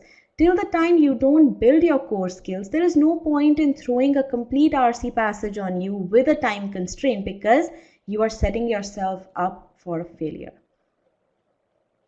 Okay? Do you get this point? I mean, I want you to have that confidence in the skills that you are building. Because if you keep thinking that, okay, if you keep staying in that disbelief, you are not going to improve in RC. As I said, it's a lot about your mental aspect. Okay? Sorry if I'm sounding very harsh, but it just pains me when I see those kinds of statements in this short answer poll, because I don't want you to stay in that state of disbelief that I cannot do RC. Because RC is one thing that as soon as you change your mental approach towards it, you can ace it with the right kind of tool set. Okay, very happy to see now I started to like RC. Yeah. All right, so now let's look into how you should approach RC. We've been talking a whole lot about it, right? Really, you have to master the reading strategies. These are the 7 reading strategies that you need to master. And how can you do that? You need to do that through the reading strategies concept files. We have 3 concept files in our course. You need to go through those. Then you have 3 practice files, right? So you need to do that. Now, one thing that I would say is, and again, for those of you who are asking me to do one more question, we have one full passage with 3 questions. So we will be doing that next. But first, I want you to understand, given the knowledge that you have so far, right? How is it that you can work on that to prepare for RC? Okay. So go through this real carefully, because I'm telling you the tips on how to improve in RC, right? Putting it all together. So when you go through the reading strategies concept files, do official guide practice. That is very, very important. Okay. You apply the reading strategies on 5 official passages. You don't need to solve the questions. All I want you to do is apply those reading strategies on 5 official passages so that you can see those reading strategies work. And why am I asking you to do that despite you having gone through the practice files 1, 2, 3? Because these are questions that are designed by e-GMAT. You may still have that hitch in your mind. Okay, maybe e-GMAT created questions that help me apply the reading strategies in a very beautiful manner. But what about official questions, right? For disbelievers, that's always something that they have in mind, right? That's the reason why you have to do official guide practice. Because as I said, it's a game of mental state, right? As soon as you see those reading strategies work on official passages, you get that much more confidence in those reading strategies, right? That's the level of confidence I want you to have. So apply those reading strategies on just 5 official passages. No need to solve any questions, because all you're doing is getting to know that these strategies work on official questions, right? And as I said, do not time yourself. You need to throw your watch aside. Use your watch only to time your entire study session, whether it's 1 hour long or 1.5 hours long or half an hour long. Just time your study session. Do not time your specific things. Now understand how to answer different question types, right? In this session, we talked about what is main point, right? What is inference, right? So you need to, similarly, we have all these concept files in the course. We have 2 concept files for main point, then a practice file. Similarly, for inference, we have 3 concept files. We teach you all about inference through those 3 concept files.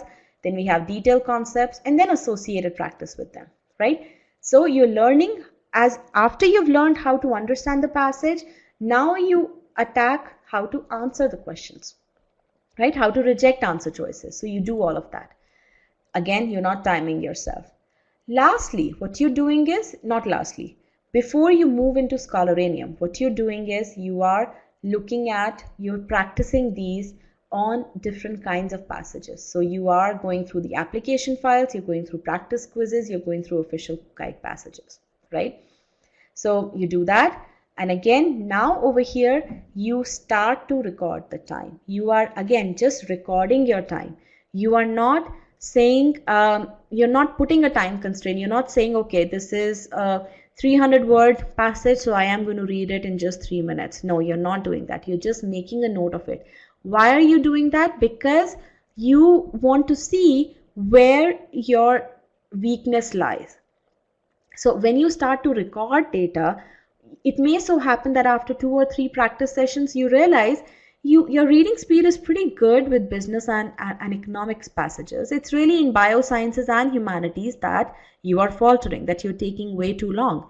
Now you can go into Scholarium. Scholarium is our practice platform, is our skill enhancement platform, wherein you can create a custom quiz now to go through the biosciences passage only, right? Here is where you start to time yourself, and each and every action that you do in Scholarium is recorded. You have all the data with you so that you can understand your strengths and your weaknesses. Okay, so this is where you go to hone your skills, right? Any questions so far? Either regarding the course or regarding Scholarium? Do you understand how points number 1 to 3 are related to the course and how point number 4 is related to Scholarium? Okay, and if you have any questions, we can talk about that towards the end, because you need to understand how to use the platform that you have. Practicing on Scholarium is an absolute must. If you want to get that 90% ability in RC, or for that matter on GMAT, you need to do Scholarium. We have quant Scholarium, we have verbal Scholarium. Should you finish OG before starting Scholarium? Well, yes. I was going to say it depends, but no, it does not. OG is an integral part of the course structure. Whenever you have OG files specified in the course dashboard, you have to attempt those official guide questions. Why is that? Because we want you to gain the confidence of applying the process on official questions. And that will happen only when you attempt official questions as you are learning the process, as you are building your core skills. Okay, so yes, you need to finish OG before you start Scholarium. When should I start Scholarium? After each session or after the whole RC, CR or SC is completed?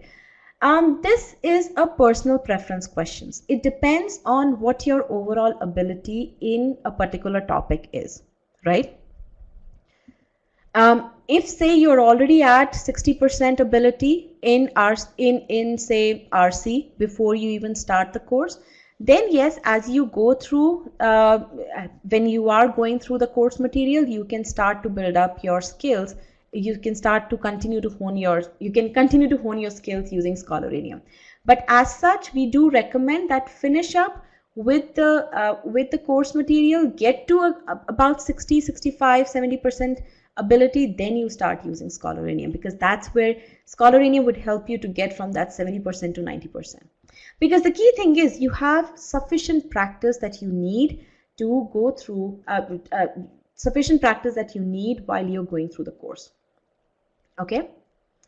Kaplan Premier, absolutely no. Official Guide is the only other book that we recommend with our course. Okay.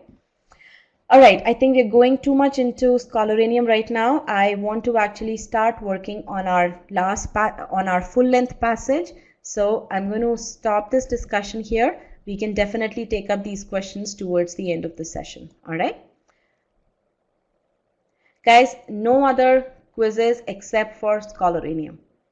And the reason why you need to do Scholaranium after going through the e-GMAT courses is because, first of all, it's wonderfully built data-driven platform.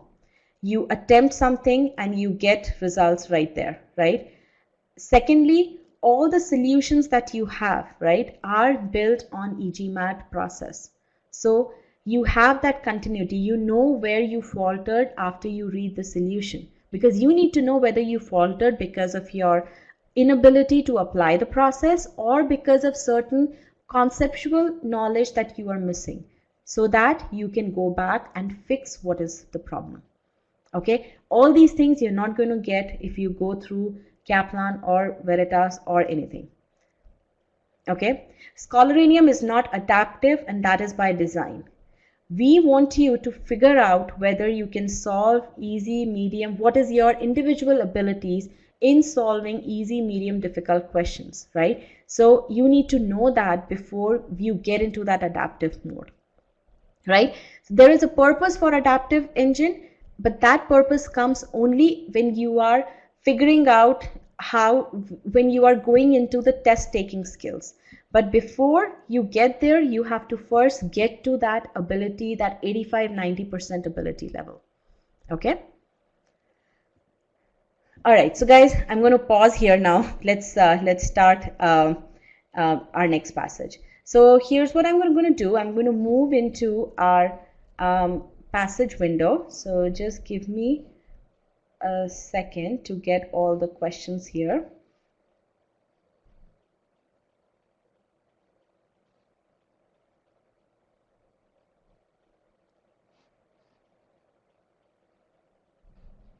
Okay. I'm going to just hide this, so don't mind what.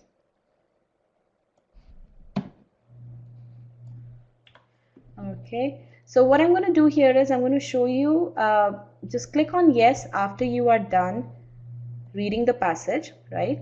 And I am also going to give you a poll in which you can enter your summary, or you can just take down the notes. And again, this is just, you don't have to do it, but I'm giving that to you just so you get in the mode of writing things as you are reading. Okay, so it's just to help you do that. If you want to do it on a scratch pad, that is also fine. Okay, so here is where you do that.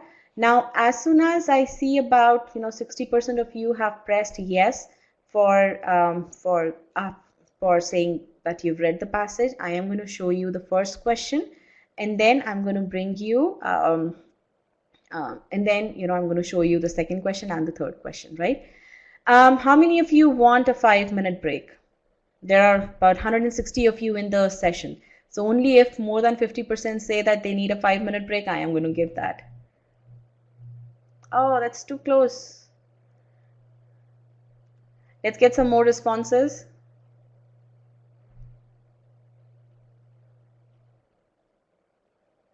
Let's do a 2-minute break. We'll go halfway. Not really halfway, but yeah. So let's do a 2-minute break, and I will start my timer here.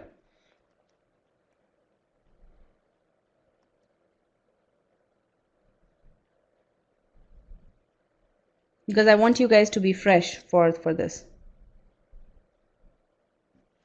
All right, so we'll do a 2-minute break.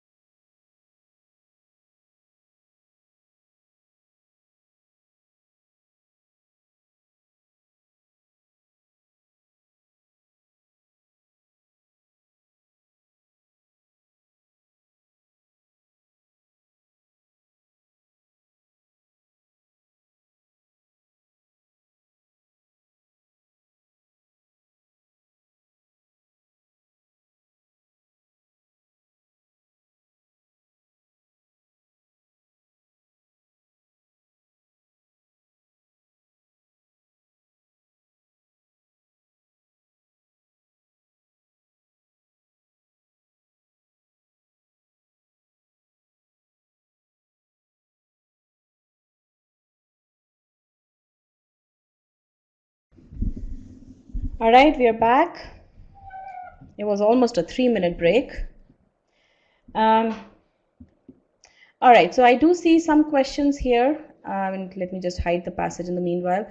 Why do we have to infer with many options to choose from, not real RC case? Well, it is indeed a real RC case. Many a times you get questions in which you have to say, what all does the author agree with, right? So you do have multiple response questions in RC.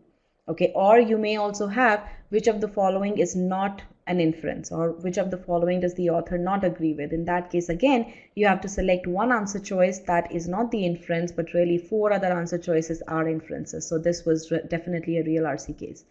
Am I going to give you some insight of the boldface questions? Boldface questions? No.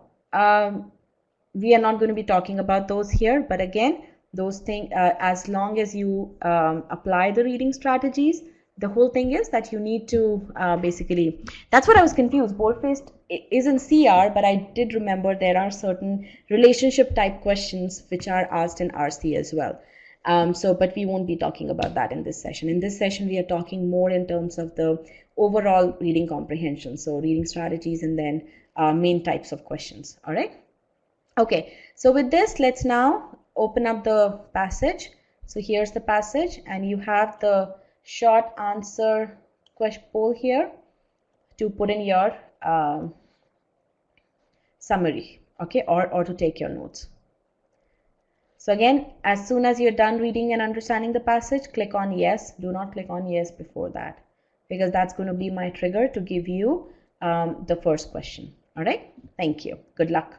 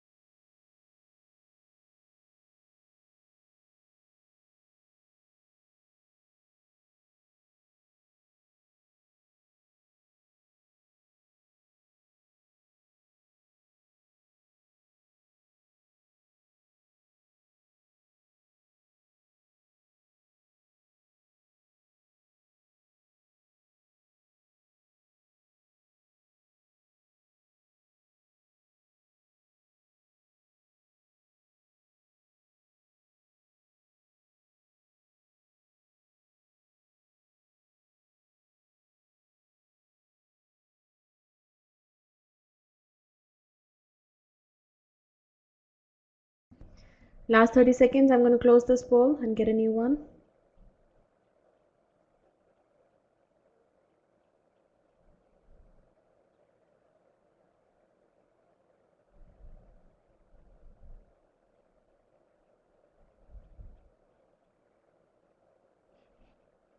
All right, ending this poll.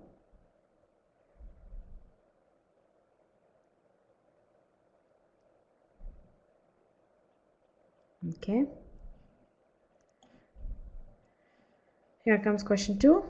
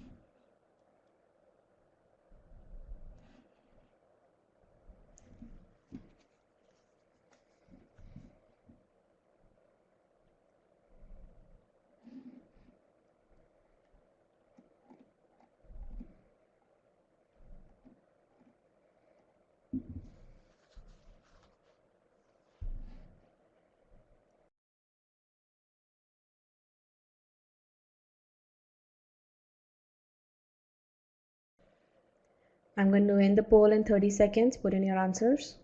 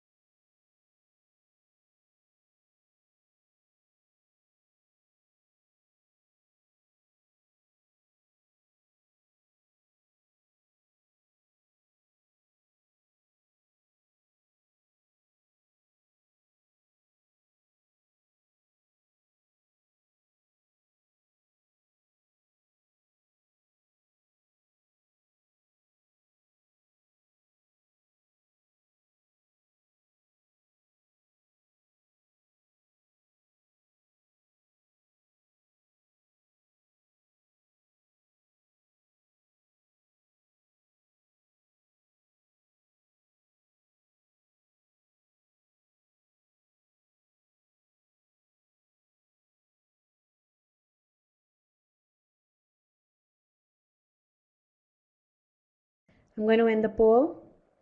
Last 20 seconds.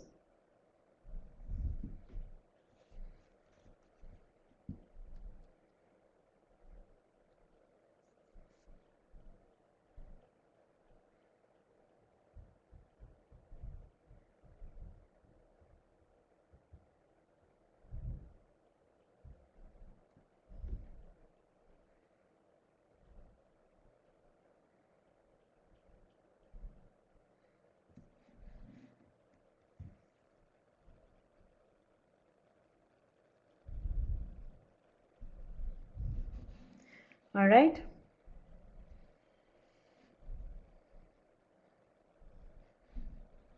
So let's move on to the other view. So we're going to go back into the present view. So give it a bit for it to stabilize.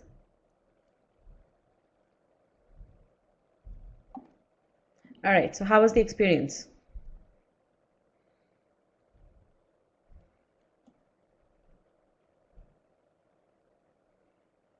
Did you feel you were more in control of the passage than otherwise?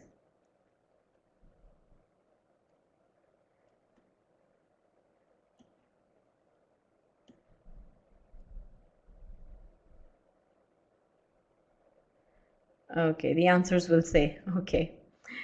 All right, so let's go through the passage. And here's what I'm going to do. You will get the entire PDF, right? So you will be able to see the detailed analysis of the entire passage. But right now what I'm going to do is I'm going to ask you questions for reflection, right? So that you can figure out what parts you were not able to catch on to. Okay. And again, I'm looking at the time here. It's already 9:35 at my end. And if I go through the detailed description of this passage is going to take another hour. And I know that you guys won't have,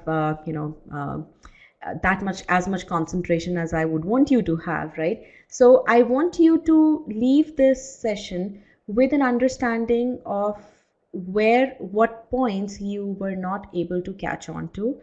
And then with that understanding, you basically read the solution that is presented to you in the PDF, right? Does that make sense? Again, I don't mind going through everything in detail, but I'm just looking at the concentration power of you guys. You only have so much bandwidth, right, in one particular study session. So whatever I say, I want you to absorb that 100%, right? So, all right, so let's go through that. Let us now look at this part here. So we've already done the 3 questions. Let's now now this was the first part here, right? Now what is happening in this part? Where am I located? I'm located in Phoenix, Arizona. So it's 9:35 a.m. Yes. So let's talk about this part here and tell me what is the author doing here? He's presenting what? Just in this part, he is presenting the definition of GDP. Absolutely right. Now, what is GDP used for? GDP is used to measure what? It's used to measure the standard of living. Right? It's used to measure the standard of living in the country and in turn, economic well-being of population. Right? Those are the 2 things that I know from this passage right now so far, right? And again, over here, these are the details that I can especially skip because I know that the author is presenting certain technicalities, and if the test maker really wants me to tell the definition of GDP, I can always come back to this part and read it in more detail and answer the question, right? For now, just knowing that there is a definition that the author has presented with a bunch of technical terms is enough for me. Okay. Okay, so now let me move further into the next part of the question. However, tells me the change in direction, right? Now over here, tell me, I'm going to mark these things justly, and what else? Yes, that's it. So the first part is giving you the information regarding the critics, right? Critics are, what are the critics saying? Tell me. What are the critics saying?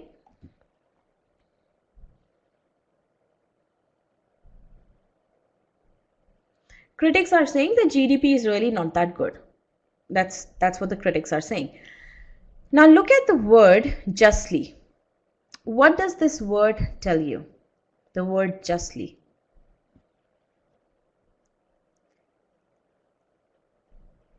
That the author agrees. How many of you, when you were going through the passage, were able to catch on to this, that the author agrees with what the critics are saying? Okay, so almost half and half, right? And this is the point that I want you to take away. Look at these things. Throughout the passage, when you're reading the passage, you need to know how invested the author is, how much integrated the author is with the passage. Is he just presenting facts? Is he just presenting other people's opinions? Or is he in that mode wherein after presenting other people's opinions, he's now either agreeing with them or disagreeing with them, right? That is, he is critical of what the opinions are, in a positive way or in a negative way, right? So he's basically as very engaged in the passage, and that's what is happening over here. When we say that they justly, it means that the author agrees with the critics, and absolutely right. It does mean that we can use this as an inference. Absolutely right. The author agrees with the critics, and that is something, because the author agrees with it, that is what is author's opinion as well. And if a correct inference answer choice is based on this, that will, if an inference answer choice is based on it, then you can answer. Then you can mark that as the correct inference. Okay. Justly means they are just in saying that. They are right in saying that. Right? That's what justly means. Okay, so they justly contend that. Now over here the author is basically explaining why critics are of this opinion, right? So now over here you basically, the author is basically saying that yes, you know, the critics, this is the reason why, because there are regions of basically richer areas, right? And that's the reason. So again, these are all the details. I'm just going through them real quick. So every region has richer areas and every region has poorer areas, and you know, that's the reason why GDP on its own does not give a good reflection of the distribution of income. Okay, now I see a question here wherein, you know, you're saying that how can we say that he's agreeing? How many people have that question? When I say that because the author has mentioned justly here, it means that he agrees. How many of you have that question? How come justly tells that he is agreeing with them? And again, the reason, so again, go back into a discussion with your friend. Your friend has made a point, right? And then you say, yeah, absolutely right. You're absolutely right in saying that, right? So when you say that your friend is absolutely right in saying that, that means you are agreeing with him, right? Versus if you say, well, I don't really see your point, that means you're not agreeing with him, right? So over here, justly is serving that intent, that he is agreeing with the critics. Okay. So frankly, from this part, what I get is that there is a change in the passage. In the previous part, the author simply presented the definition. Here, the author is giving the opinion of the critics that they don't consider GDP as a good measure, and then he presents the reasons why, and he also agrees with the critics. And this agreement is shown just by a single word, justly. And that is the beauty of this entire thing, that you need to be very clear about how about what kind of words give out the intention of the author. So always be on a lookout of that. So if you think about it, there are certain words that you just have to ignore, because those get in the way of your understanding what the author is trying to say. At the same time, there are certain words that you have to definitely catch on to, because they tell you the mentality of the author, how invested the author is in the passage. Okay. All right, now let's move on to the next part. Overall summary we've already done. Now let's go through the next paragraph. Now here tell me the idea that rising national prosperity can still be accompanied by rising relative poverty. Right, so here you just again, overall increase in prosperity can still happen if there is increase in poverty, is the opening line, and rightly so. What is the significance of the term rightly so, of the phrase rightly so?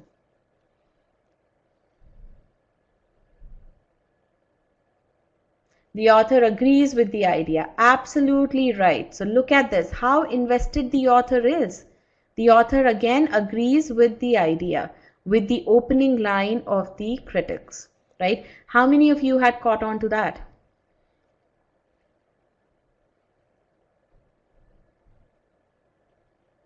Okay, all right, good. And rightly so, the argument of the critics, the argument that the critics present against the use of GDP as the general well-being of the population of a region. Now, so far we were talking about the economic well-being, right? Right? Or the standard of living. Now over here, what are we talking about? We're talking about the general well-being of the population, right? So there is a difference in the well-being that is being discussed.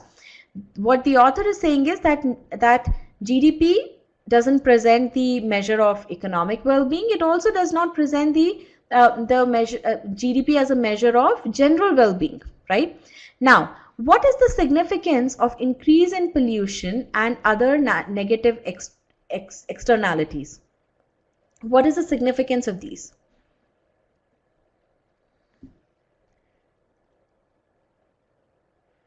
These are examples of what?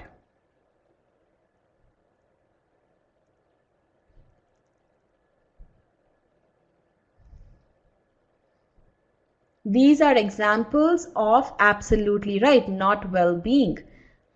That, remember, the author is now starting to talk about GDP as a measure of general well-being of the population, right? These are examples of how these things indicate the not the general well-being, right? That's what these are examples of, how these things can still happen, and these things that lead to people not having the general well-being, how these things lead to that, how increase in GDP can lead to these aspects, which would then lead to the people not having a good standard of living, right? That's what this is saying, right? And then the author in the next part carries further with that also. So he's again going in that same direction. Now he's saying the GDP figures reflect nothing but little on the quality of goods and services produced. Now, quality of goods and services produced is again a proxy for the general well-being, right? And then further, he's talking about the quality of life could have been severely diminished, which again, quality of life is again a proxy for, or is a measure of general well-being of the population, right? So what if those high GDP numbers, those increased national output numbers were obtained at the expense of the people's quality of life, right? So again, overall, the author first presents the definition of GDP and its use. Then the author agrees with the critics on three different things which ultimately relate to the same thing. GDP is not a good measure of economic well-being. GDP is not a good measure of general well-being. Overall, GDP is not a good measure of standard of living. Now, how many of you were able to get to the two different aspects of well-being, or two different types of well-beings, economic well-being and general well-being? How many of you were able to catch on to that? Again, half and half. So in fact, if you think about it, first part is all about economic well-being. Second part is all about general well-being, right? So those are the things that you have to catch on to when you read such a technical passage. First of all, what is the author's level of engagement with the passage? Is the author simply presenting facts? Is the author simply presenting other people's opinions? Or is the author agreeing or disagreeing with the opinions presented? Remember, I'm not saying agreeing or disagreeing with the facts. Why? Why did I not say whether the author is agreeing or disagreeing with the facts?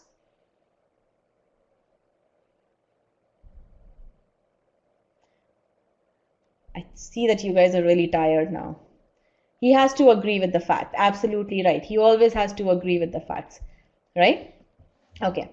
All right. So, yeah, so those are the things that you have to keep in mind. Now, let's go through this question here. The author is primarily concerned with defining GDP. So let's work on this together. Defining GDP. Is he defining GDP here? Is his main purpose to define GDP? No, he does define GDP, but that is not, he just does that in the first line of the passage. Right? His main intent is not to define it. Okay, so let's move further. And I'm glad that none of you marked that as the correct answer. That is really good. And I'm going to broadcast the answers here. Okay. All right, so let's move on to the second one. Presents the merits and demerits of GDP. Has the author presented any merits of GDP? There are 7 people who marked this. Has the author presented any merits whatsoever? Absolutely not. He's very critical of it, right? He hasn't presented any advantages of GDP. So this is not the correct answer. Objectively describing. What does the word objectively mean? What does the word objectively mean? When you're objective about something, what are you?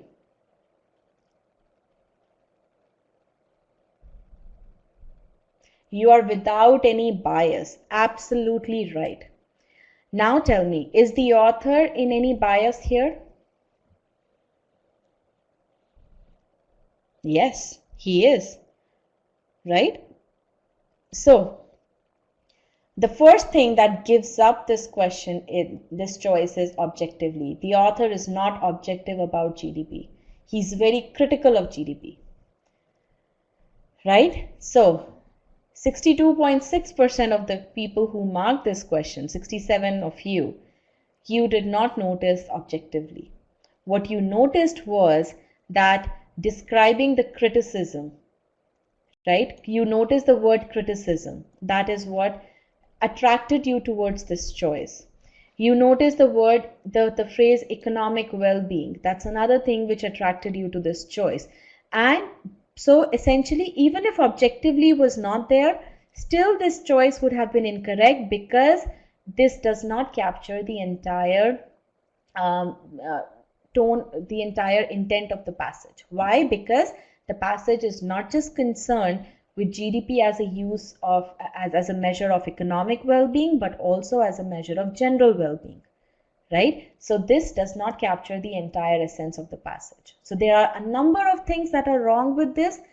You should have spotted each and every aspect of it, but even if you spotted one, you would not have marked this answer choice as the correct answer choice.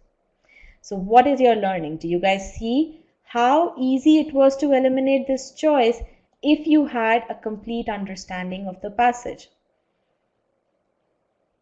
Would you say that these answer choices are close? You know what I consider as close choices? When you really, nitpicking, oh, this one has this, but this one has this. Oh, no, should I go with this or should I go with this? We haven't done this at all for any of the answer choices in the entire session. We were very objective, truly, we were objective here in rejecting each and every answer choice. Okay? Objectively means that you have no bias towards either side. You are very factual. You're presenting facts. That's what objective means. It's black and white.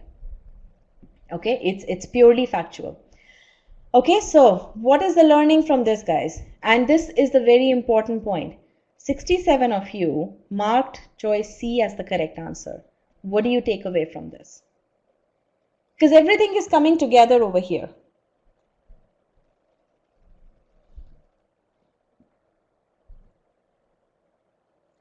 Okay, not sure why it is not objective, because he is very critical of it. He is not looking at the other side of why GDP could be good. He is simply presenting opinions of the critics, right, of the people who don't like GDP as a measure of standard of living, and he is basically agreeing with them. So he's not looking at the other side at all. So he's not objective. Okay. Other thing that's wrong with this is that GDP is used as a measure of economic well-being.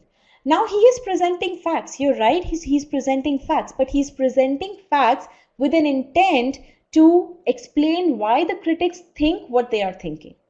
So again, you always have to consider what is the intent of presenting a fact. Okay, is everyone clear with this? He's first talking about that, okay, critics don't like this. Then he is explaining why critics don't like this. So he's using the facts to further the point of the critics that, look, GDP is not good. In a sense, he's using the facts to further his point that, look, GDP is not at all effective.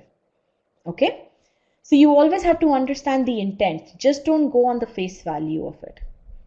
And again, I keep coming back to your normal conversation. Whenever you are in a personal dilemma, in a personal interaction with someone, don't just go by what they are saying on the face value. Understand why they are saying what they are saying. Okay, and that's what you have to do over here. Okay. All right, so over here then, okay, we were still talking about this. Criticizing the use of GDP as a measure of standard of living of population. Choice D is the correct answer. His primary purpose is to criticize. What is he criticizing? Use of GDP. Use of GDP as what? As a measure of standard of living of population. Okay, so choice D is the correct answer. So all the 18 of you who marked this as the correct answer, did you mark it with the level of understanding that you have now? Or were you just, okay, this one seems to be correct, so let me mark it? So for those of you who are saying yes, kudos to you. For those of you who are not saying yes, I hope that you understand it now. Okay. All right, last one, defining GDP. Again, that's not the intent. Okay, so let's move further. We're going to go to, guys, I think we can stop at this point because you will have all the passages here. So all the detailed discussion here. So let's just get a pulse from the students. In fact, I am going to stop it now because I'm going to be sharing this PDF with you so that you can take a look at it at your own time when you are fresh enough to basically absorb all the information. All right. So now let's just end this session here, and I am going to ask you a few questions. Actually, let me tell you what the correct answers are. I don't want you to go with that thing. Okay, what was the correct answer? Right. So question number 2.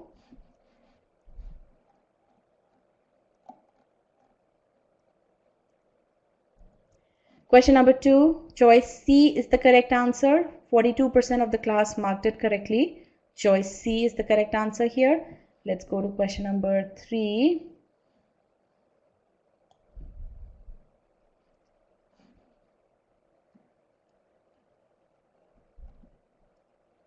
Question number 3, choice E is the correct answer. Usage of GDP as a measure of standard of living is linked to measuring the economic health of the population. Choice E is the correct answer. Okay. So with this, we've come to the end of this session, and I want you to, before you leave, I do want you to tell me something. What is the one thing that you've learned from the session? What is the one thing that you will take away with you from this session?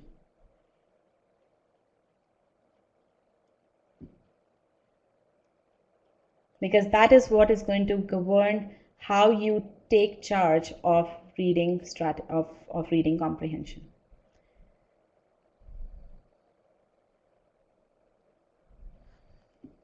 To be critical and use the brain strategically, yes. What else? How will you change how you approach RC?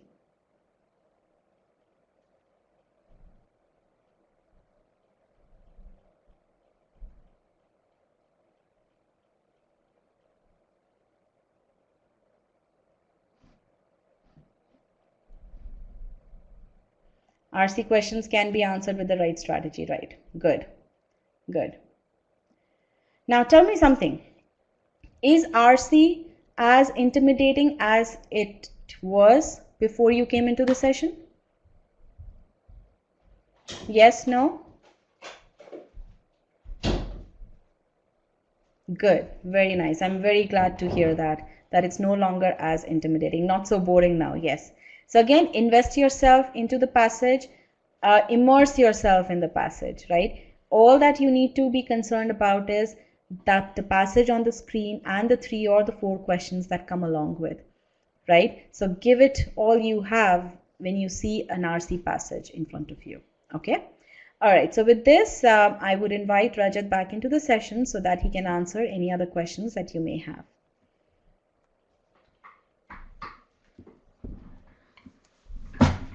Thank you, Payal. I hope you guys enjoyed the webinar.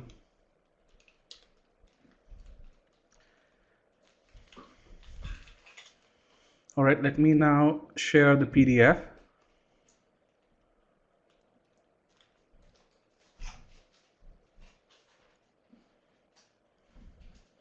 As the PDF, and then I'll also share the calendar. A few of you were asking about the webinar calendars or the session calendars. Now, one thing that I'd really say is only about 10% of all the live sessions are free sessions. The other ones, the 90% are paid.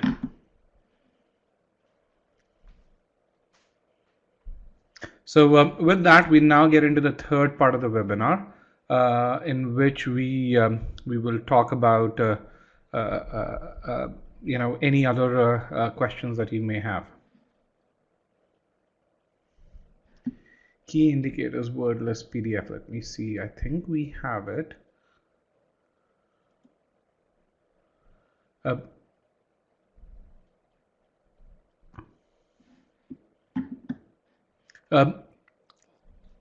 I'll try and get this to you. I don't see it in the session handouts right now, so I'll try and get this to you through the recording or right after that.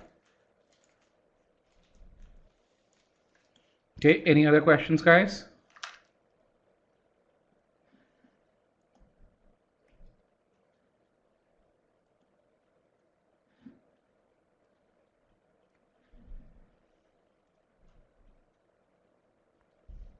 How many mock tests does your course provide? Okay, so you get 5 full-length mock tests. You can Scholaranium, which is, I'd say, more than 10 verbal mock tests if you are only worrying about the verbal part, and if you do both quant and verbal, so it's kind of up. That has as many questions as you would find in 15 full-length mock tests. Where can you get Scholaranium ability quizzes? Let me actually give that to you.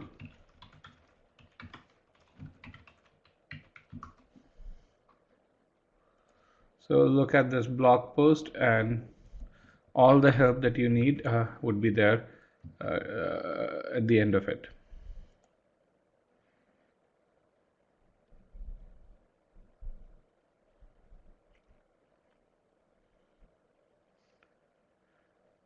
What is the difficulty level of these questions? So between 650 to 700 level were these questions. So should you start the quant course after completing the verbal? Absolutely. So the thing really is, if you can, to finish the verbal course, you need to put in about 20 hours a week, which is probably most what a working professional can do. So that's why we recommend that you either start with quant or with verbal.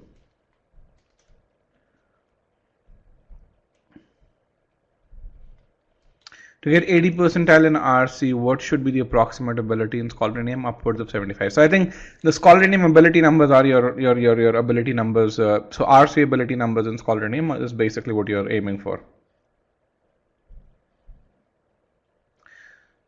During a time crunch, what's the best way to handle RC? Don't be in a time crunch, Karan. Otherwise, ask for the recording of GMAT Score Booster webinar. We discussed this question in great detail. There are about 4 or 5 considerations that you have while answering this question. Considerations such as, is RC your strength? Is RC your weakness? How many other questions are there after this passage, etc., etc.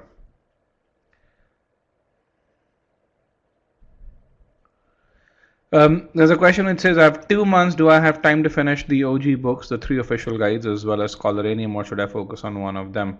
2 months is a huge amount of time. I mean, the question really is, how many uh, how many hours can you devote in these 2 months? So that's something which is there. The second question is, doing the official guides and is not going to improve your ability. It will only make you familiarize with with the kind of questions that you're going to really see, because the solutions in OG don't provide a method to approach those questions. So just doing the official guide is going to provide limited score improvement. And if you're totally free to devote, then I think you can do pretty much, 2 months is equivalent to about 300 hours, which means you can really start from scratch and get to a 740, 750 level.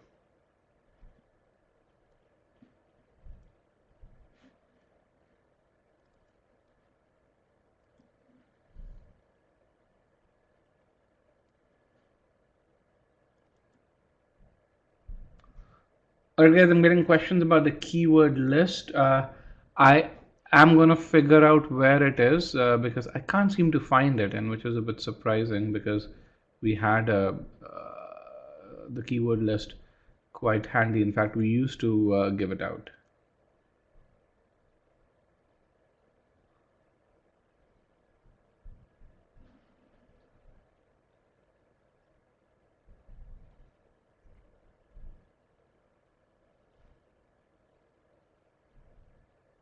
Adrian saying, after going through Kaplan Premier and taking the GMAT test with unsatisfying results, I'm going through Manhattan Strategy Guide. What do you recommend? Adrian, I think it's for you to decide. One of the things that that you guys you guys want to become as good decision makers. So you have the Manhattan guides. You can go through them and see the kind of improvement that you see. You have our e-GMAT free trial and the free webinars. You can go through them as well. Look at what gets you improvement and do that.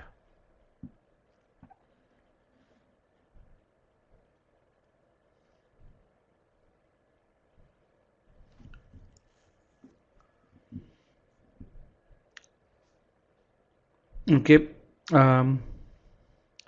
RC session is for how many days? Anshul, I don't understand that question when you really say that.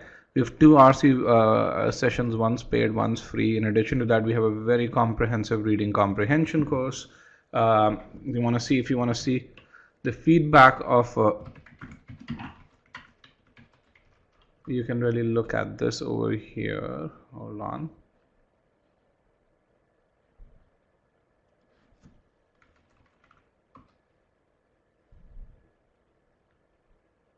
Just give me 1 second.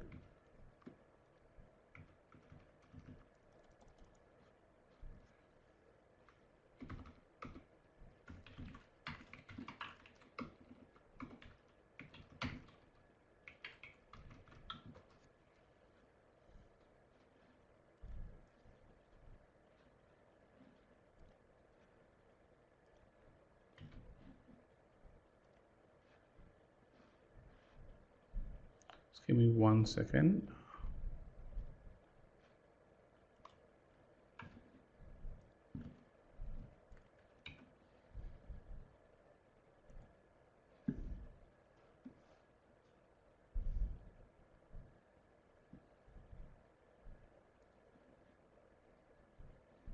I have another question. It says practicing OG question and reviewing each question whether correct or incorrect takes quite a long time. Is it worth it? Absolutely. As long as you have good solutions, it is worth it. Yes. Make sure when you review a question, you're able to figure out why you made a mistake, or if you've answered it correctly, you want to make sure that you understand that you've answered it correctly for the right reasons. Otherwise, your accuracy and official guide is not going to translate into success on the test.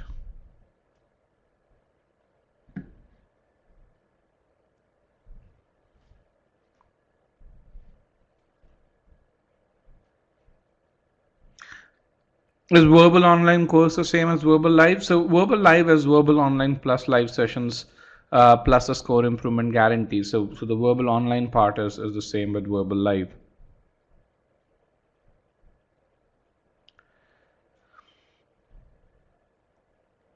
I have a question. She says, how does GMAT pill compare to e-GMAT? I think that's again for you to judge. We have two fundamentally different courses. GMAT pill focuses a lot more on tricks and hence the name pill. I don't believe pills work in real life, whether it's for weight loss or for anything else. But again, statistically, if you look at the number of reviews of e-GMAT versus GMAT pill, we had 10 times as many successful reviews as they did, even though on GMAT Club they were a partner for a lot longer than we were. So in fact, since January, they're no longer a partner on GMAT Club.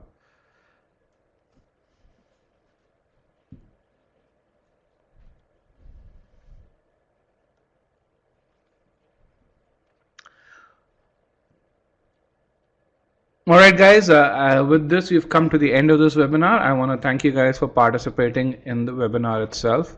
Take a look at the recording, take a look at the session PDF, and if you have any questions, let us know. Also, take a look at the main point files in the free trial. We also have main point practice files and a few other files that you can really benefit from. Thank you very much, and good luck for the GMAT.